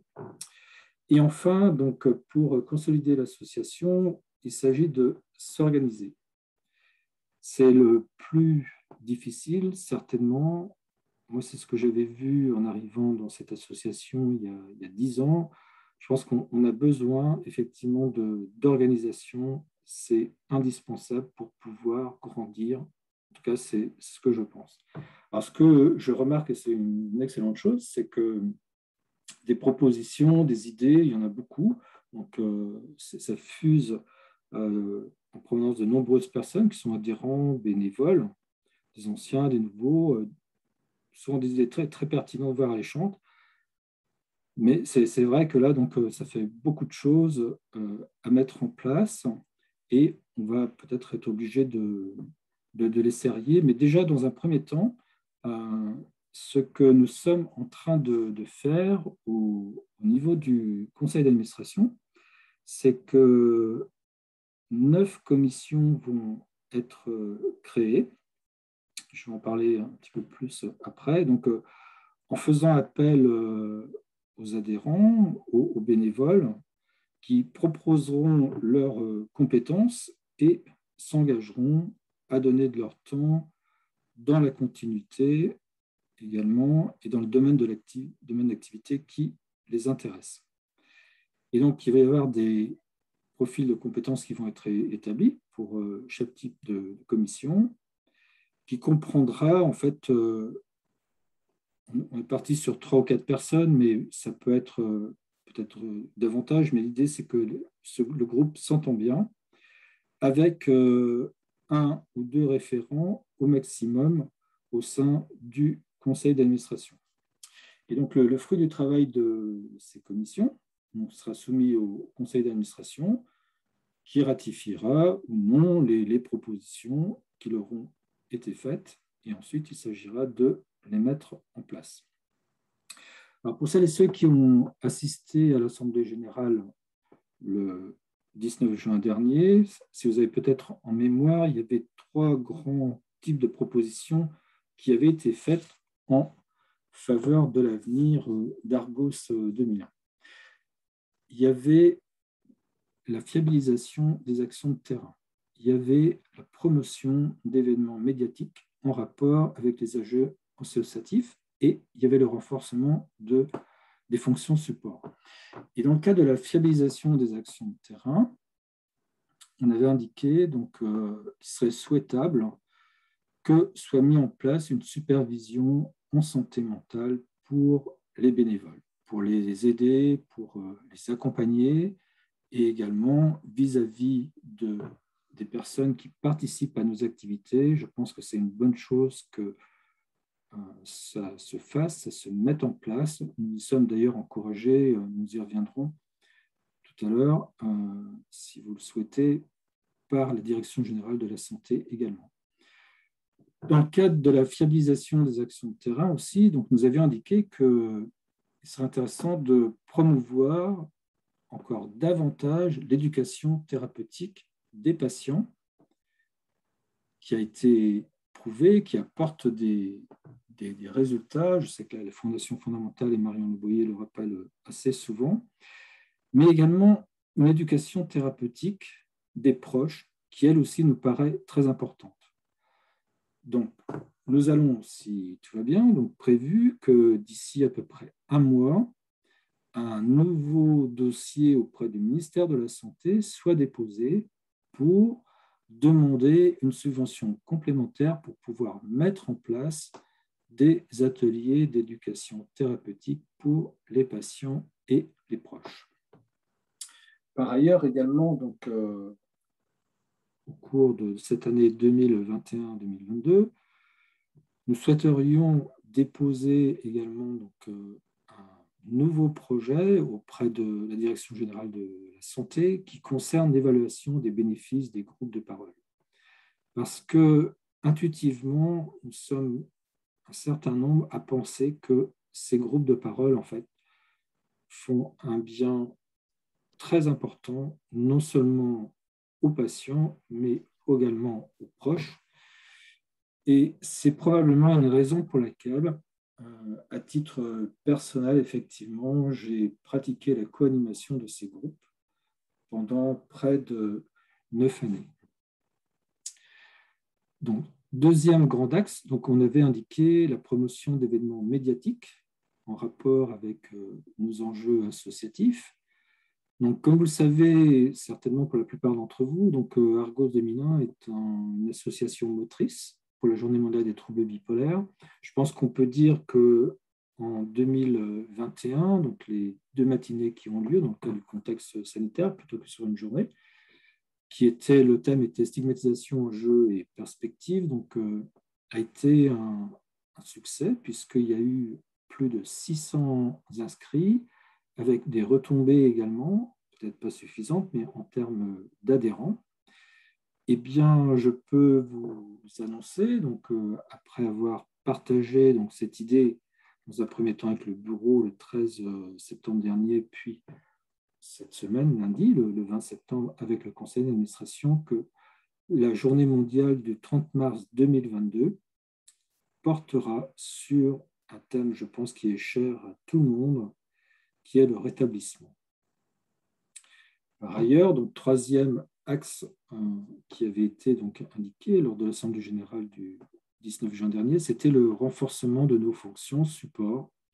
Nous en avons besoin, notamment des fonctions numériques, alors peut-être qui il ne vous a pas échappé que notre site internet, qui certainement est toujours, peut toujours être amélioré, mais depuis le 1er juillet, donc, a changé de physionomie grâce à une entreprise qui partage ses locaux avec la nôtre au 77 rue du Faubourg Saint-Jacques. Par ailleurs, donc, nous pensons également que dans le cadre du renforcement des fonctions support, il est important de revoir, de réviser nos statuts, notre règlement intérieur, notamment avec le développement du numérique, quelque chose qui effectivement n'était absolument pas prévu de cette manière-là avant que nous soyons touchés par la crise sanitaire. Également, dans le cadre du renforcement des fonctions support, donc le besoin d'une autonomie, d'une préservation de notre indépendance, en allant chercher peut-être des sources de financement où aujourd'hui nous ne sommes pas encore allés. Alors, je vais vous parler donc maintenant des 9 commissions, mais avant, je voudrais vous montrer comment ces commissions vont se mettre en place. Je vais vous partager une petite fiche donc, qui a été diffusée donc, auprès du bureau, puis du conseil d'administration.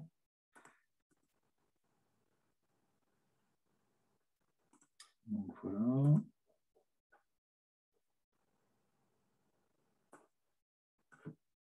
Je vais vous faire le commentaire. Alors, effectivement, donc on a commencé l'introduction de cette fiche en disant que les commissions sont des réponses aux orientations stratégiques de l'association.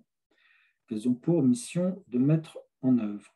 Je vais aller tout de suite à la fin parce que certains ont certainement entendu que souvent on dit qu'en politique, quand on crée une commission, c'est pour enterrer un problème. Nous, on pense qu'en fait, c'est pas du tout ça, mais au contraire, c'est l'inverse. C'est que l'idée, en fait, c'est bien de faire ressortir ce sujet et donc de trouver des solutions aux difficultés que l'on peut rencontrer en se donnant donc un délai pour avancer et apporter donc des solutions.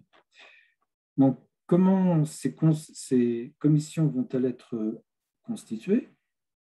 Donc, l'idée, c'est que le président donc, est membre de droit de toutes les commissions, président de l'association. Chaque commission constitue un groupe de travail constitué de 3 ou 4 personnes, peut-être davantage. L'idée, c'est que en fait, chacun puisse trouver sa place et que ça se passe bien donc, entre les participants. Dans chaque commission, il y aura un membre du conseil d'administration. C'est ce que nous avons vu lundi dernier. Et également, dans cette commission, il y aura un rapporteur du groupe qui peut être la personne donc, qui siège au conseil d'administration, mais ça peut être tout à fait quelqu'un d'autre. Et donc, le rapporteur proposera d'autres personnes choisies parmi les adhérents, qu'ils soient bénévoles ou non. Pour constituer ces commissions, il sera tout à fait possible d'adresser un appel à candidature par un mail aux adhérents, donc en passant par notre secrétaire administratif, donc en précisant donc, le profil recherché, attendu. Le rapporteur recevra les candidatures et donc décidera donc, avec les autres membres d'intégrer ou non la personne en fonction du profil attendu. Et donc la commission donc ainsi constituée sera approuvée par le bureau. Alors, qu'est-ce qu'on entend par profil de compétences donc établi par le membre du bureau? Donc un profil par type de commission. On peut penser qu'effectivement, entre la commission financière et la commission représentant des usagers, ce n'est peut-être pas tout à fait les mêmes personnes, même si ce n'est pas exclusif.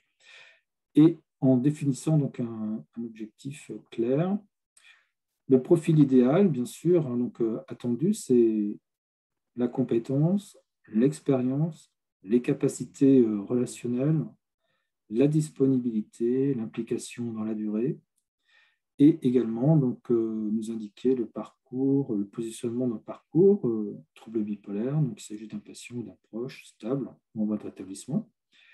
avec l'idée également, là aussi, donc, si c'est possible, d'avoir une parité entre patients et proches.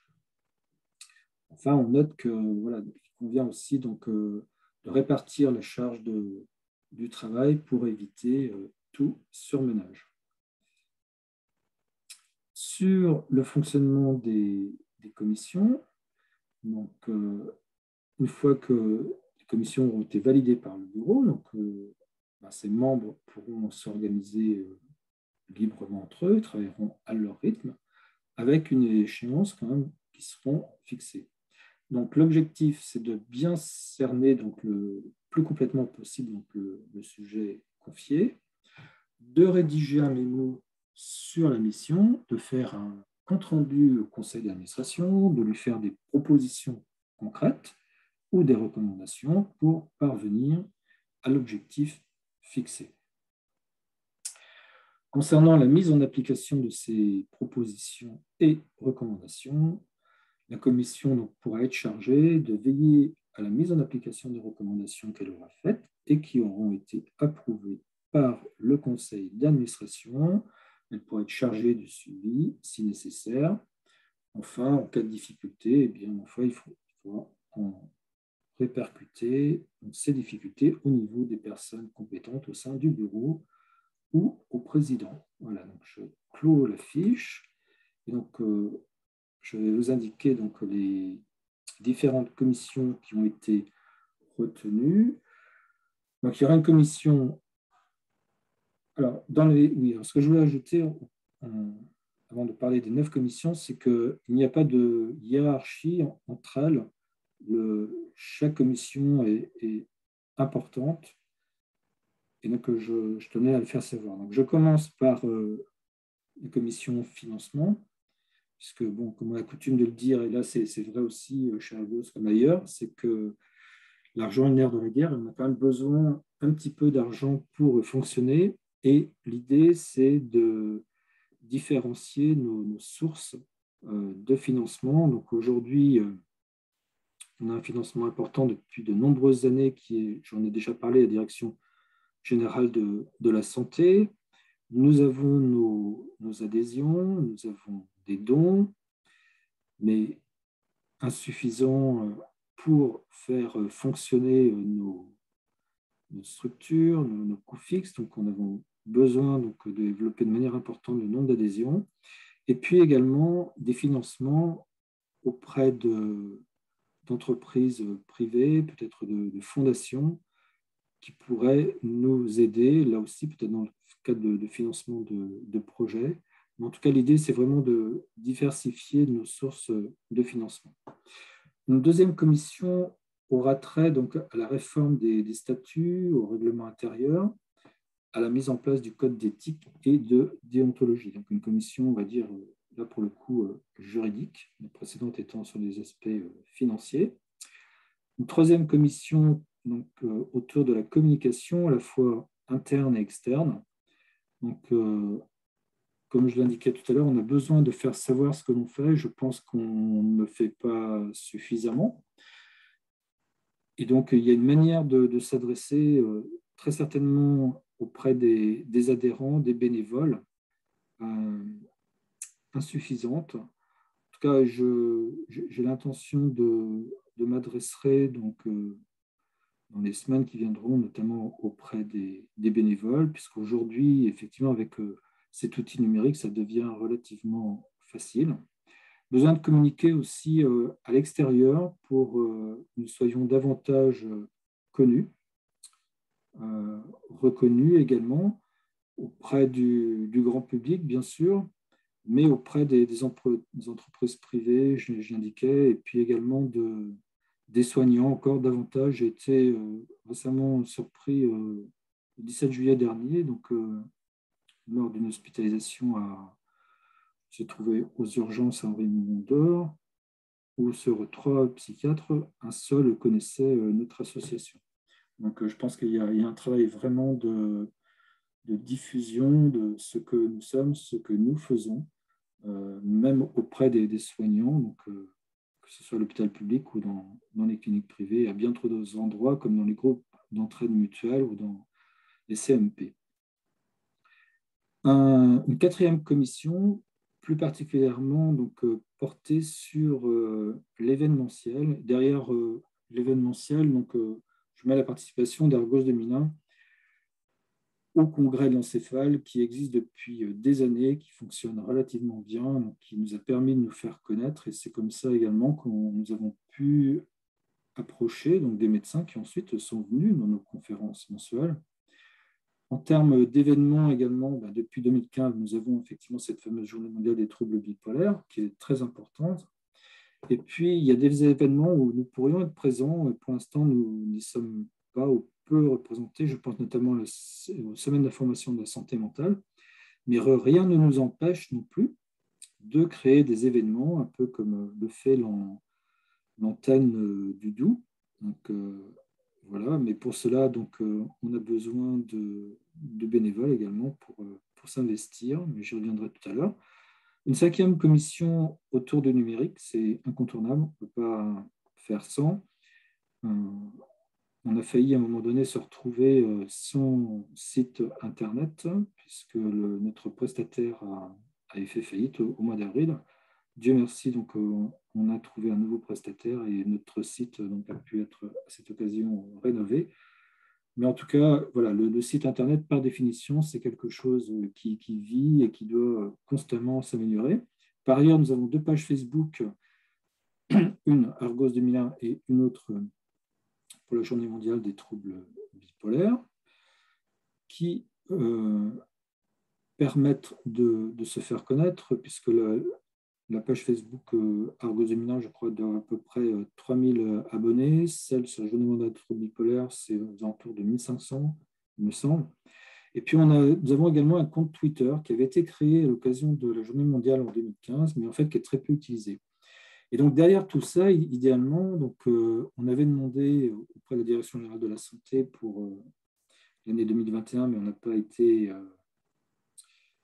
suivi, puisqu'en fait, il s'agirait d'une dépense de fonctionnement, mais idéalement, il faudrait que l'on puisse recruter ce que l'on appelle un community manager. Alors, qu'est-ce qu'une personne community manager? C'est quelqu'un qui est là dans une organisation pour faire connaître cette association et si on l'applique au sein d'Argos 2001, l'idée, en fait, ce serait de développer notre présence davantage et également donc, amener des adhérents, amener également des bénévoles pour que l'association puisse se développer partout sur le territoire.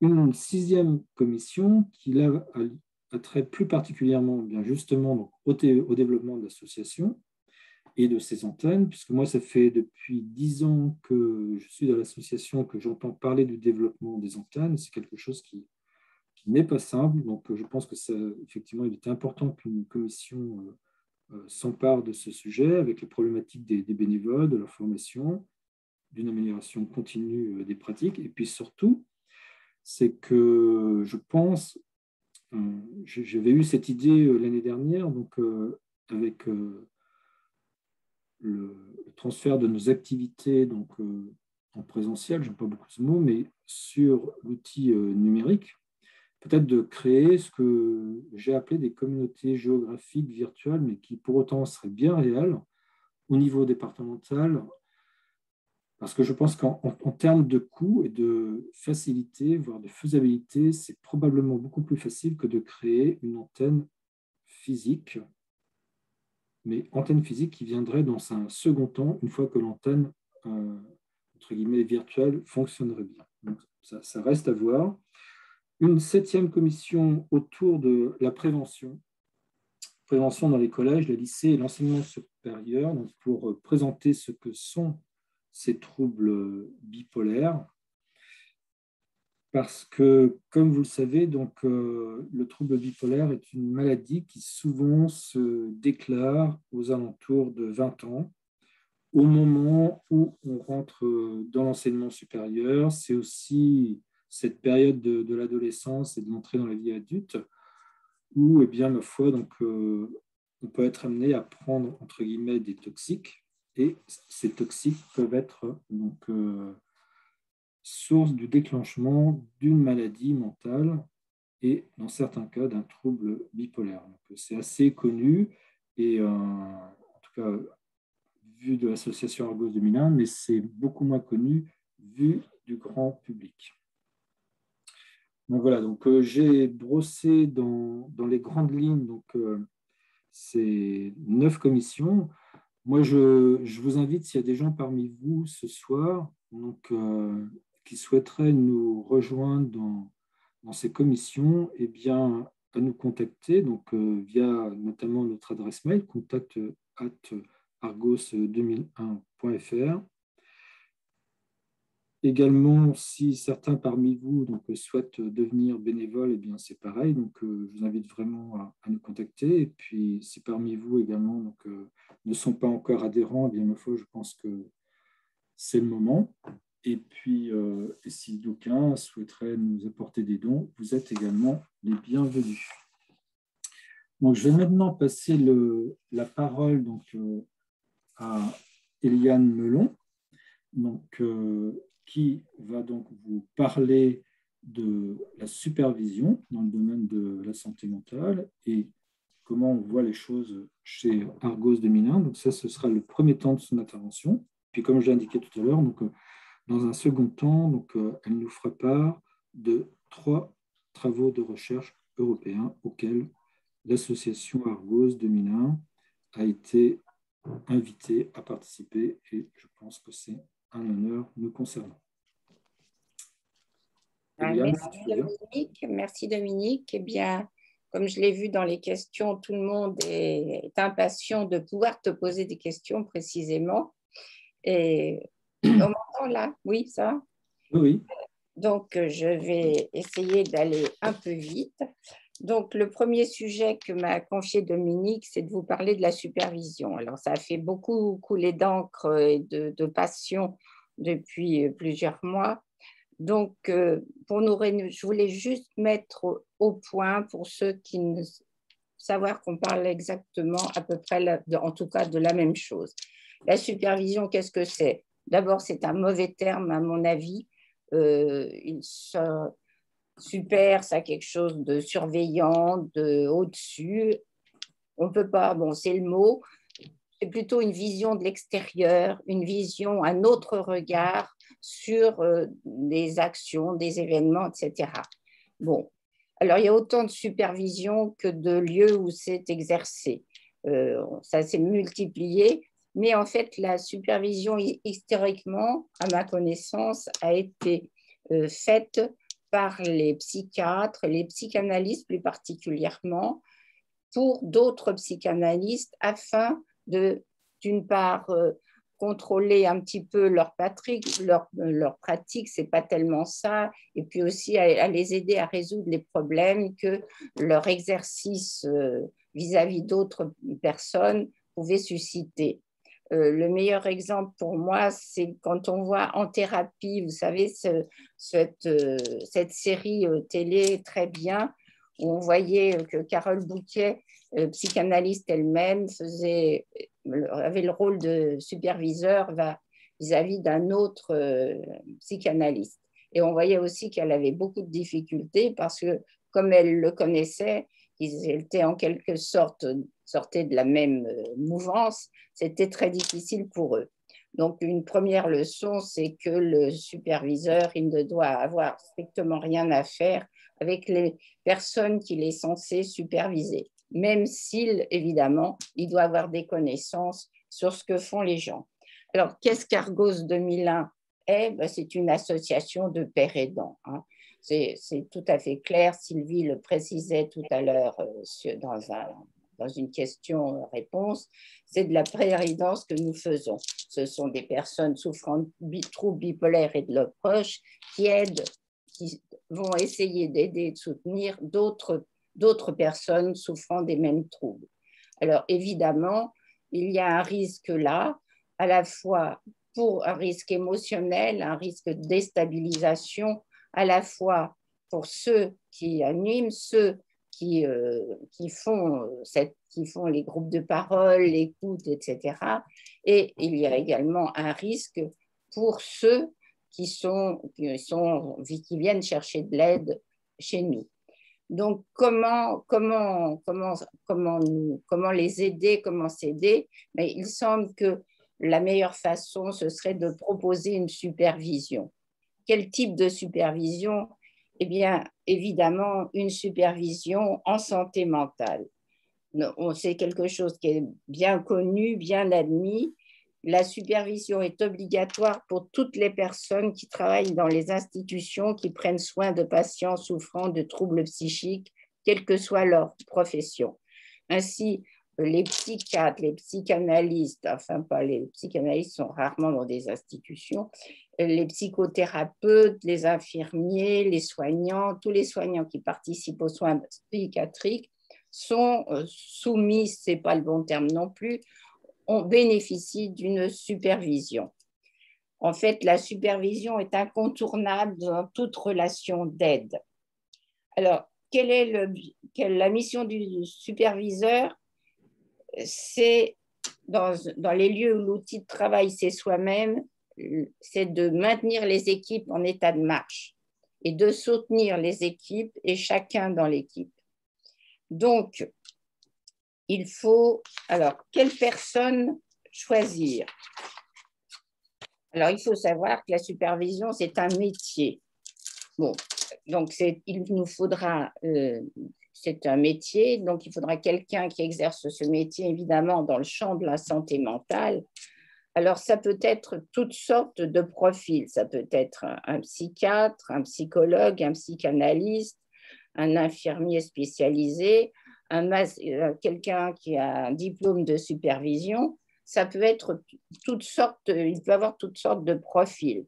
Ce qu'il convient absolument, c'est que, il soit extérieur à l'association et indépendant, qu'il soit expérimenté, c'est-à-dire qu'il ait à la fois de l'expérience dans la supervision d'équipe et en santé mentale, et qu'il ait également une connaissance approfondie des troubles bipolaires et des troubles psychiques qui sont souvent apparentés. Alors, bien sûr, cette personne doit être rémunérée et c'est tout. Alors, quel type de supervision ce pourrait être? C'est une supervision d'équipe. Il est évident qu'on ne va pas proposer une supervision individuelle à chaque personne. Encore que c'est des personnes, ponctuellement, si quelqu'un avait une souffrance tout à fait particulière dans une équipe, parmi les bénévoles, on ne voit pas pourquoi il ne pourrait pas faire appel à notre superviseur si ça se trouvait, à condition bien sûr que cela ait été prévu auparavant dans le contrat qui nous liera à cette personne. Alors, quelle périodicité? Pour exercer cette supervision, on ne peut pas le dire. On ne peut pas le dire tout de suite. On verra avec la personne qui aura été choisie comment on va s'organiser. On pourrait imaginer que ce soit tous les mois, tous les 15 jours, j'avance des chiffres comme ça, combien de personnes à la fois, etc. Est-ce que ce sera obligatoire? De mon point de vue, non. Ça ne doit pas être obligatoire, ça doit être fortement recommandé. Il faut que chacun puisse éventuellement venir s'il en éprouve le besoin. Parce qu'en plus de ce besoin personnel qu'on peut ressentir, on peut aussi là peut-être améliorer ses pratiques, trouver des réponses qu'on n'a pas trouvées au moment où elles se sont posées dans le groupe de parole ou en accueil particulier. Voilà ce que je voulais dire. Oui, alors ce qu'il faut que vous sachiez quand même, ça c'est très important, que les subventions qui ont été accordées par la Fondation de France l'ont été sur la foi d'une demande rédigée dans le sens de la supervision que je viens de vous présenter très brièvement. Et Dominique, si tu veux bien mettre cette... Oui. C'est-à-dire qu'il faut quand même savoir qu'il nous donne 15 000 euros Et vous voyez, comme vous l'avez dit, là, ce que dit, ça, c'est la Direction générale de la santé. Nous sommes conscients des challenges élevés que traverse votre association. Dans ce contexte, votre intention de faire appel à des professionnels de la supervision expérimentés du champ de la santé mentale en capacité de soutenir les pratiques de terrain de vos bénévoles correspond aux bonnes pratiques soutenues par notre bureau. Nous nous permettons de vous faire remarquer que cette perspective pourrait également bénéficier aux membres de votre conseil d'administration. On y songera le cas échéant. Donc, et vous voyez, ils ajoutent qu'Argos 2001 est une association originale qui occupe une place particulière dans le champ de la santé mentale et de la psychiatrie. Nous vous encourageons donc à vous saisir de tous les moyens favorables à sa pérennité et à sa sérénité. Alors, je pense, bon, je trouve que c'est un texte d'encouragement extrêmement important. Certes, ce n'est pas la DGS qui nous dirige, mais la DGS, c'est quand même elle qui nous subventionne. Donc, je pense que ça peut être une très bonne chose. Je pense qu'il faut la mettre en pratique très rapidement. Pour ce faire, nous avons constitué une équipe de mise en application de la supervision qui comprend, je vous le dis d'emblée, le président, Annie Labbé, pas Patrice Fradet, comment s'appelle-t-il Bernard Pubasset. Bernard Pubasset qui a rédigé avec Patrice Fradet cette demande, et moi-même.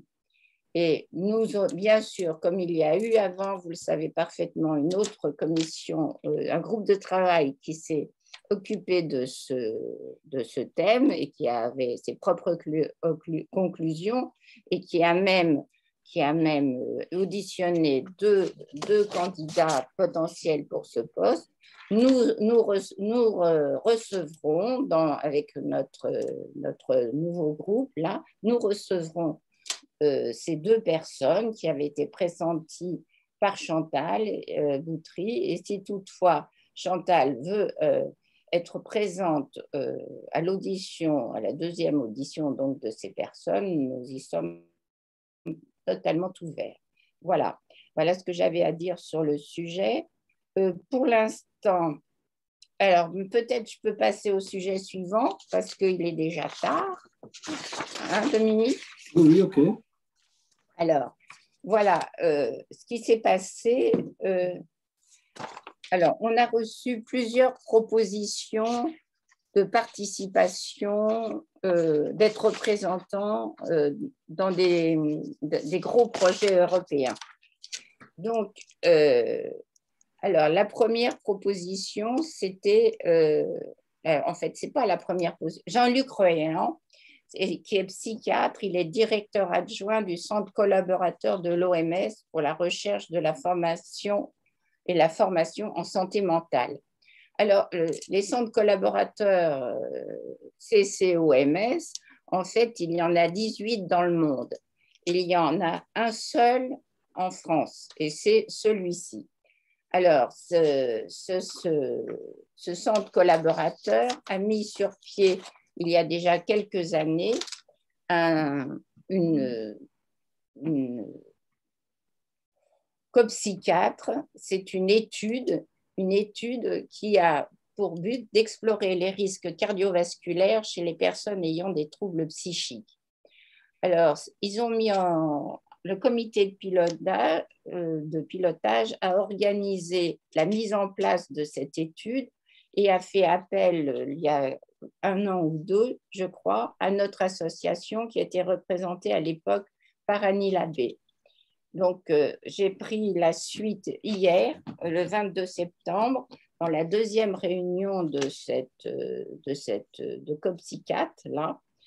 Et il va y avoir, alors ça a duré 5 heures, donc je ne vais pas vous résumer 5 heures en 5 minutes, simplement pour savoir qu'ils ont des outils énormes, ils ont des méthodes remarquables et que donc ils ont cerné absolument toute la problématique de la santé, des risques cardiovasculaires chez les personnes atteintes de troubles psychiques et qui vont se servir de tous ces renseignements pour mettre en place un protocole d'essai dans 2 villes. Donc, ce sera à l'échelle de 2 villes, ce sera Étampes et Tours. Et dans 1 an, à l'issue de ce protocole, il y aura une nouvelle réunion et ils pensent qu'ils auront trouvé la meilleure méthode pour mieux soigner les personnes et diminuer le risque cardiovasculaire. Et à ce moment-là, eh bien, ce sera diffusé à toute la France. Alors, non seulement ils ont beaucoup de moyens techniques, mais ils ont aussi de l'argent. Et ce qui est bien pour Argos, c'est que le point de vue des patients, des usagers, est pris en compte dans la façon de former, de trouver des solutions, si vous voulez. Donc, voilà. Donc, le deuxième projet de recherche, c'est un projet… Tu peux le mettre, Dominique? Oui, pardon. Tu dors? Non, pas du tout. Non, j'essaie de faire 2 choses en même temps, ce qui est un peu compliqué pour moi. Oui, on a un peu de mal. Je regarde les questions qui sont posées. Ah ben, c'est pas possible, ça. Donc, le deuxième projet est celui de Raoul Belzo, que nous avions déjà vu 2 fois en conférence, qui est psychiatre et qui travaille aussi à l'Institut de neurosciences de Marseille et qui également fait partie de Fondamental. Donc, alors, lui, il a développé lui-même, avec des partenaires, un projet de recherche européen très, très ambitieux. Son objectif, nous en parlions le lundi avec Patricia, c'est développer des biomarqueurs permettant de distinguer les troubles bipolaires des troubles dépressifs. Alors, c'est une idée qu'il avait depuis longtemps. Il a déjà fait beaucoup de recherches sur le sujet, d'ailleurs, pour lesquels il a reçu plusieurs prix de Necker et un prix récemment aussi au Canada. Ce projet a été sélectionné en phase 1. Il associe 7 ou 8 pays en Europe et il nous a demandé si nous voulions bien faire partie du comité de pilotage. Alors, ce n'est pas juste pour décorer, parce que, en fait, c'est une obligation de la législation européenne. Et puis, par ailleurs, nous allons, d'une part, assister aux réunions avant, pendant le projet, c'est-à-dire que nous allons participer à la construction du projet pendant et nous participerons aussi au suivi. Et nous, au même titre, nous sommes là pour conseiller le groupe de chercheurs et orienter les décisions stratégiques éventuelles qu'il y aura à prendre. Voilà. Alors, il doit apprendre le 1er octobre si ce projet est financé et si s'il est accepté, il démarrera dans plusieurs pays le 1er octobre. Voilà. Alors, c'est très, très intéressant son projet de recherche parce que identifier des biomarqueurs simples qui seraient juste, il suffirait de faire une prise de sang, ça coûterait presque rien. C'est peu coûteux, ça permettrait, c'est facile à réaliser, ça permettrait peut-être de détecter les personnes susceptibles de développer ultérieurement des troubles bipolaires ou se trouvant au début de la maladie.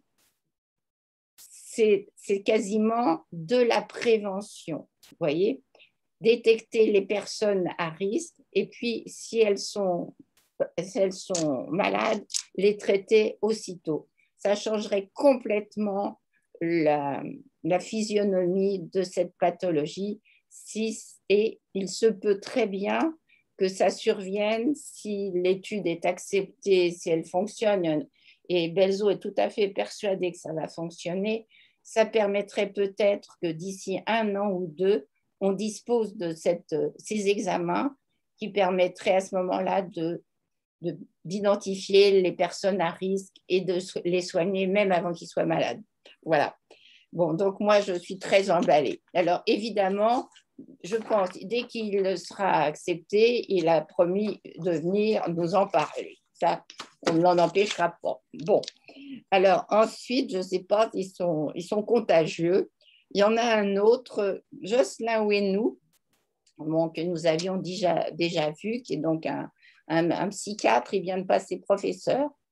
Et il est également, c'est un chercheur qui travaille sur la plateforme d'imagerie Neurospin et OCEA de Saclay, un chercheur de niveau international. Alors lui, c'est le promoteur d'un essai clinique européen aussi. Alors son objectif est tout à fait ambitieux. Il a pour objectif de développer un marqueur à l'IRM, donc une imagerie, pour prédire la réponse aux antidépresseurs et aux antipsychotiques dans les troubles d'humeur, les troubles anxieux et la schizophrénie. Donc là, ça ne s'applique pas qu'aux troubles de l'humeur, mais c'est quand même, moi j'étais quand même assez soufflée de voir où ils en étaient dans l'imagerie, un marqueur IRM pour prédire la réponse aux antidépresseurs et aux antipsychotiques. Alors, donc ce projet inclura 1000 patients à travers l'Europe. Alors, ce projet a aussi été soumis le 21 septembre à la Commission européenne et Argos 2001 a accepté de participer à cette étude et sera présente comme pour le projet de Raoul Berzo dans l'Advisory Board aux côtés des scientifiques. Alors, pourquoi? Qu'est-ce qu'on va faire là-dedans?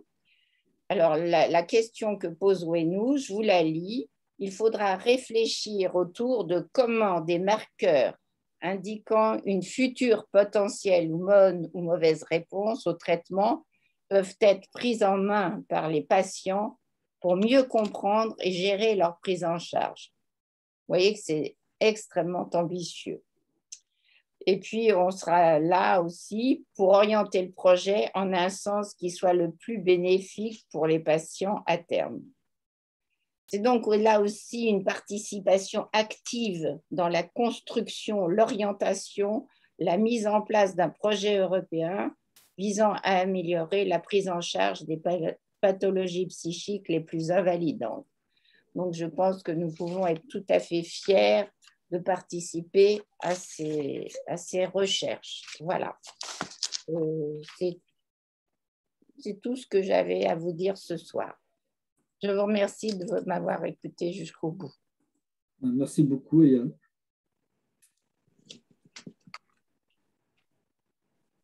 On va passer aux questions. Il y en a beaucoup. Pardon? Il y en a beaucoup. Alors, il y a une question. Est-ce que la liste des commissions va être diffusée? On pourrait, oui, rien n'empêche qu'on diffuse une version concentrée par écrit de ce que nous avons dit là. Je parle en toute liberté. Oui. À Dominique, on pourrait tout à fait faire un petit digest. Tout à fait, oui. Ouais. Une newsletter numéro 2. Ah oui, effectivement, oui, c'est une bonne idée, oui. On concentrera, on essaiera de mettre la substantifique moelle. Oui, oui, ok. Voilà ce que je propose. D'accord. Très bonne idée. Alors.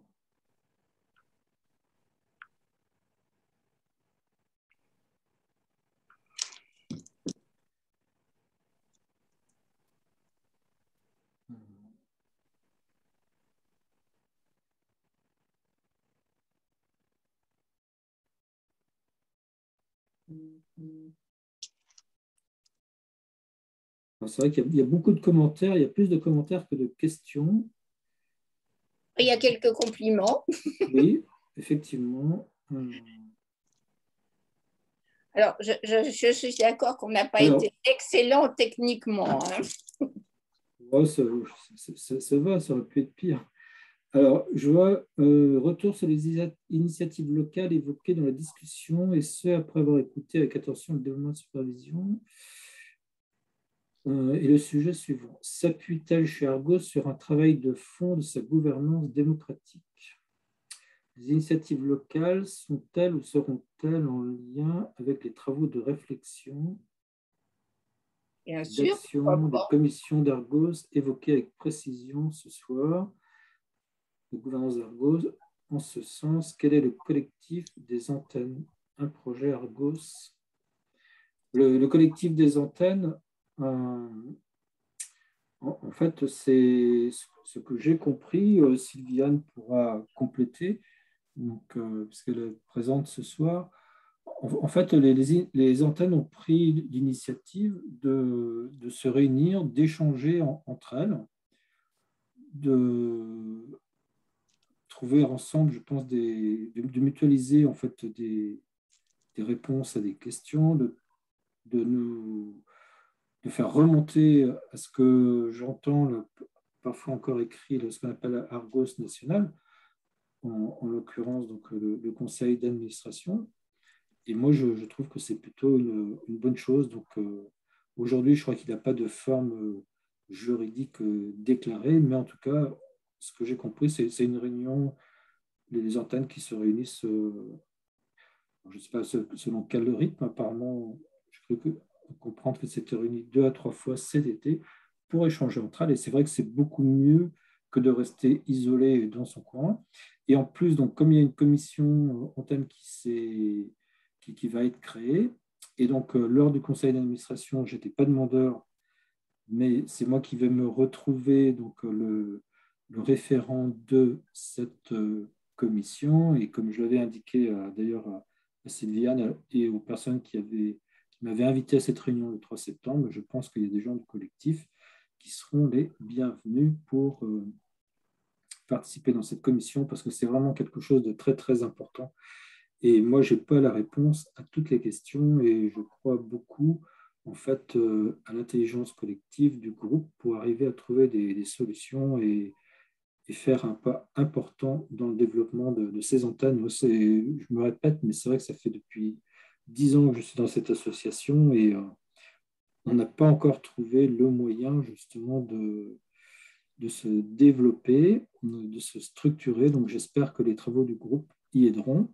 Sachant par ailleurs, on a oublié de le dire, mais c'est que la Direction générale de la santé nous invite à la création de 2 antennes en Île-de-France, à minima. Donc, alors qu'aujourd'hui, de fait, on en a une, mais voilà. Donc, il y a également du travail sur l'Île-de-France. Je ne sais pas, Eliane, tu as vu d'autres questions Oui, non, pas. Ah, je vois une question. Pourquoi Chantal ne fait pas partie de la commission? Alors, donc, effectivement, la commission est composée de 4 personnes, donc on n'a pas voulu l'étendre au-delà.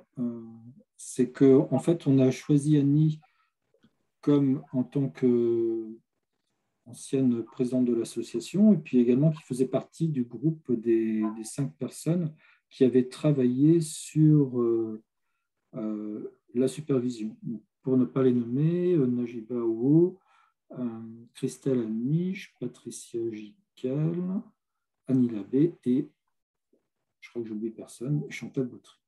Donc voilà, sachant, comme l'a dit Aliane tout à l'heure, donc si Chantal veut participer donc, une nouvelle fois à l'audition des 2 personnes qui avaient été auditionnées, donc il n'y a pas de difficulté, sachant que nous, de notre côté, donc, on va regarder également donc, qui pourrait assurer ce rôle, sachant qu'à ce jour, on n'a pas de nom comme ça à sortir du chapeau. J'ai une question là qui m'intrigue. Je pense que c'est à propos de notre participation, mais peut-être la personne pourra le préciser. Elle me demande, est-ce que vous avez la compétence pour ça? Alors, je ne sais pas de quoi il s'agit. Quelle compétence s'agit-il? C'est la personne. C'est sûr que ce n'est pas quelqu'un de l'association qui sera superviseur. Non, mais ça ne doit pas être pour la supervision, ça doit être. D'accord. À mon avis, c'est plutôt pour est-ce qu'on a la compétence pour participer au, au board ou au comité de pilotage des trucs européens. C'est ce que je crois comprendre. Mais bon, en fait, dans tous les projets européens, il y a des usagers, ils incluent des usagers. Et donc, nous faisons partie des usagers et des associations d'usagers. Bon, comme compétence, il faut essentiellement, comme c'est des projets européens, parler l'anglais, du moins l'anglais, pouvoir comprendre des échanges scientifiques. Et nous sommes plusieurs à avoir ces compétences à l'intérieur de l'association. Voilà. Alors, j'ai une question de Sylviane concernant la supervision. Elle dit comment cette supervision peut-elle se réaliser dans les régions? Je pense qu'en fait, ce sera relativement facile dans les régions. Comment la supervision peut-elle se réaliser dans les régions? Je pense qu'en fait, ce ne sera pas tant... Aujourd'hui, en fait, on n'a pas des centaines, des milliers de bénévoles. Donc, ce sera des groupes qui vont se constituer, donc avec les bénévoles qui le voudront bien, de la France entière, en fonction des activités. Donc ça, ce sera à voir effectivement avec le ou la personne, enfin le ou la superviseur. On verra de la manière dont on le mettra en œuvre, mais il ne va pas y avoir, je veux dire, il n'y aura pas l'Île-de-France, veut dire d'un côté, et les autres régions de l'autre. Je pense que tout le monde, entre guillemets, sera mélangé. La seule chose, c'est que le seul point commun, c'est la participation en tant que bénévole à des groupes de parole, des accueils personnalisés ou de l'écoute téléphonique, à voir après s'il y a des problématiques particulières entre ces trois activités, mais ce n'est pas une question de territoire. Ouais, je voulais juste dire un petit quelque chose là que j'ai pu expérimenter hier. C'était hier la conférence, le comité de pilotage qui a eu lieu COP4 là, était à la fois en visio et en présentiel. C'est-à-dire qu'il y avait à peu près 5-6 personnes qui étaient en présentiel, mais il n'y avait qu'une caméra pour tous. Alors, autant c'était tout à fait bien pour les gens qui étaient en Zoom, bon, pas comme nous, mais en vrai Zoom, quoi, où on se voyait tous, évidemment, mais autant ceux qui étaient ensemble, comme ils étaient à plus d'1 mètre de distance, ils avaient quand même leur masque, et bien on comprenait mal ce qu'ils disaient, et en plus, on ne les voyait pas quand ils parlaient. Donc, c'est très compliqué. Enfin, c'est peut-être plus simple que je ne le pense, mais ça m'a paru très compliqué d'avoir des réunions à la fois en présentiel et en Zoom, sans avoir des outils beaucoup plus performants que ce qu'on avait. Et pourtant, c'était le CCOMS. Hein. Voilà. Bon, ça n'a peut-être pas beaucoup d'intérêt, mais c'est pour dire que des fois, on préfère le distanciel au présentiel, du moins quand les gens sont à grande distance. Voilà. Il y a Patricia qui pose la question, si je comprends bien, de la supervision par Zoom. Ça a l'air d'étonner. Alors, effectivement, ça, il faudra qu'on voit avec le superviseur. Mais d'un autre côté, on sait aujourd'hui que la télémédecine est en train de se développer de manière importante, même des consultations en psychiatrie. Je ne sais pas si vous vous souvenez. Oui, mais j'ai une collègue psychiatrique, une amie psychiatre, elle ne fait plus que ça. Elle a même déménagé, elle est en province. Ils font presque plus que ça. Enfin, il y en a. Hein. Donc, effectivement, ce sera à voir. C'est vrai qu'idéalement, ce serait mieux de pouvoir se rencontrer physiquement, mais d'un autre côté, l'autre, quoi. C'est ça, je vois à côté, là, on a des commentaires de quelqu'un qui nous dit, ce que je crois comprendre, c'est que elle nous encourage à continuer nos activités sur Zoom, sinon on ne pourrait pas y assister. Donc, bon. Tu sais, il est tard, Dominique, peut-être. Ouais. Oui, puis là, je vois qu'on est descendu à 36. Ouais, on a quand même 36 participants. Je ne sais pas s'il y a encore quelques questions. Et puis, sinon... Alors, Alors c'est vrai qu'on a pas mal de commentaires. Là, il y a Christian qui dit la naissance du collectif que vous avez évoqué est sans doute le signe que ce besoin est là. Yes. Et moi aussi, je pense que c'est une bonne chose et grâce aux outils numériques. Bon, bah écoutez, merci beaucoup à tous d'avoir…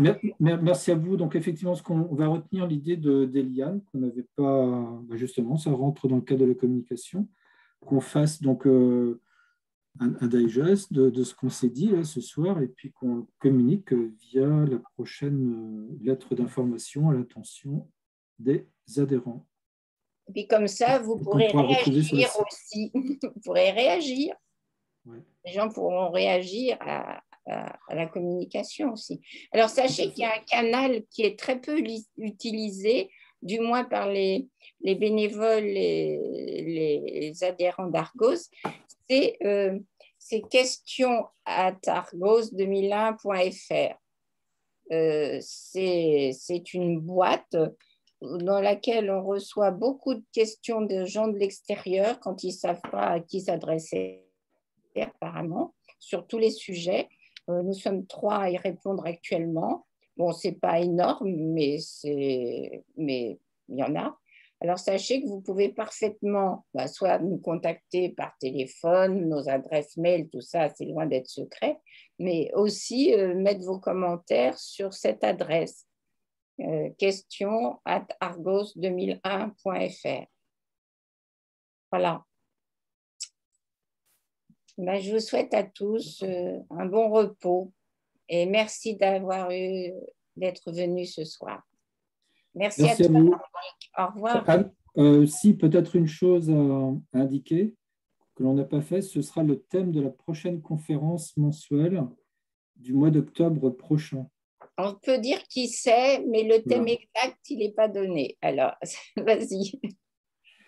Alors, ce sera le docteur Emmanuel Le Guen, donc, qui est médecin psychiatre donc, à l'hôpital Albert Chenevier, qui a également mis en place le passeport bipolaire, mais on ne va pas le faire venir pour le passeport bipolaire, mais on va le faire venir en tant que responsable du SIAM. Alors, le SIAM, je ne sais pas si vous connaissez cette structure. En fait, c'est une structure qui permet de venir consulter les patients à domicile lorsqu'ils vont relativement bien, qu'ils peuvent être, entre guillemets, qu'ils peuvent sortir de l'hôpital, mais que néanmoins, ils ont encore besoin d'un suivi. Donc, il y a une équipe qui est constituée du médecin psychiatre, d'un infirmier et d'une psychologue. Et donc, ça nous a paru très intéressant de l'inviter et qu'il puisse en fait donc échanger sur cette nouvelle structure parce que je pense, et je ne suis pas le seul, que ça va probablement se développer dans les années qui viennent pour différentes raisons, mais également, en particulier, je pense que c'est peut-être le plus important pour le confort du patient, mais également des familles, des proches et des aidants. Bonsoir. Voilà. Merci à vous. Bonsoir. Bonne soirée.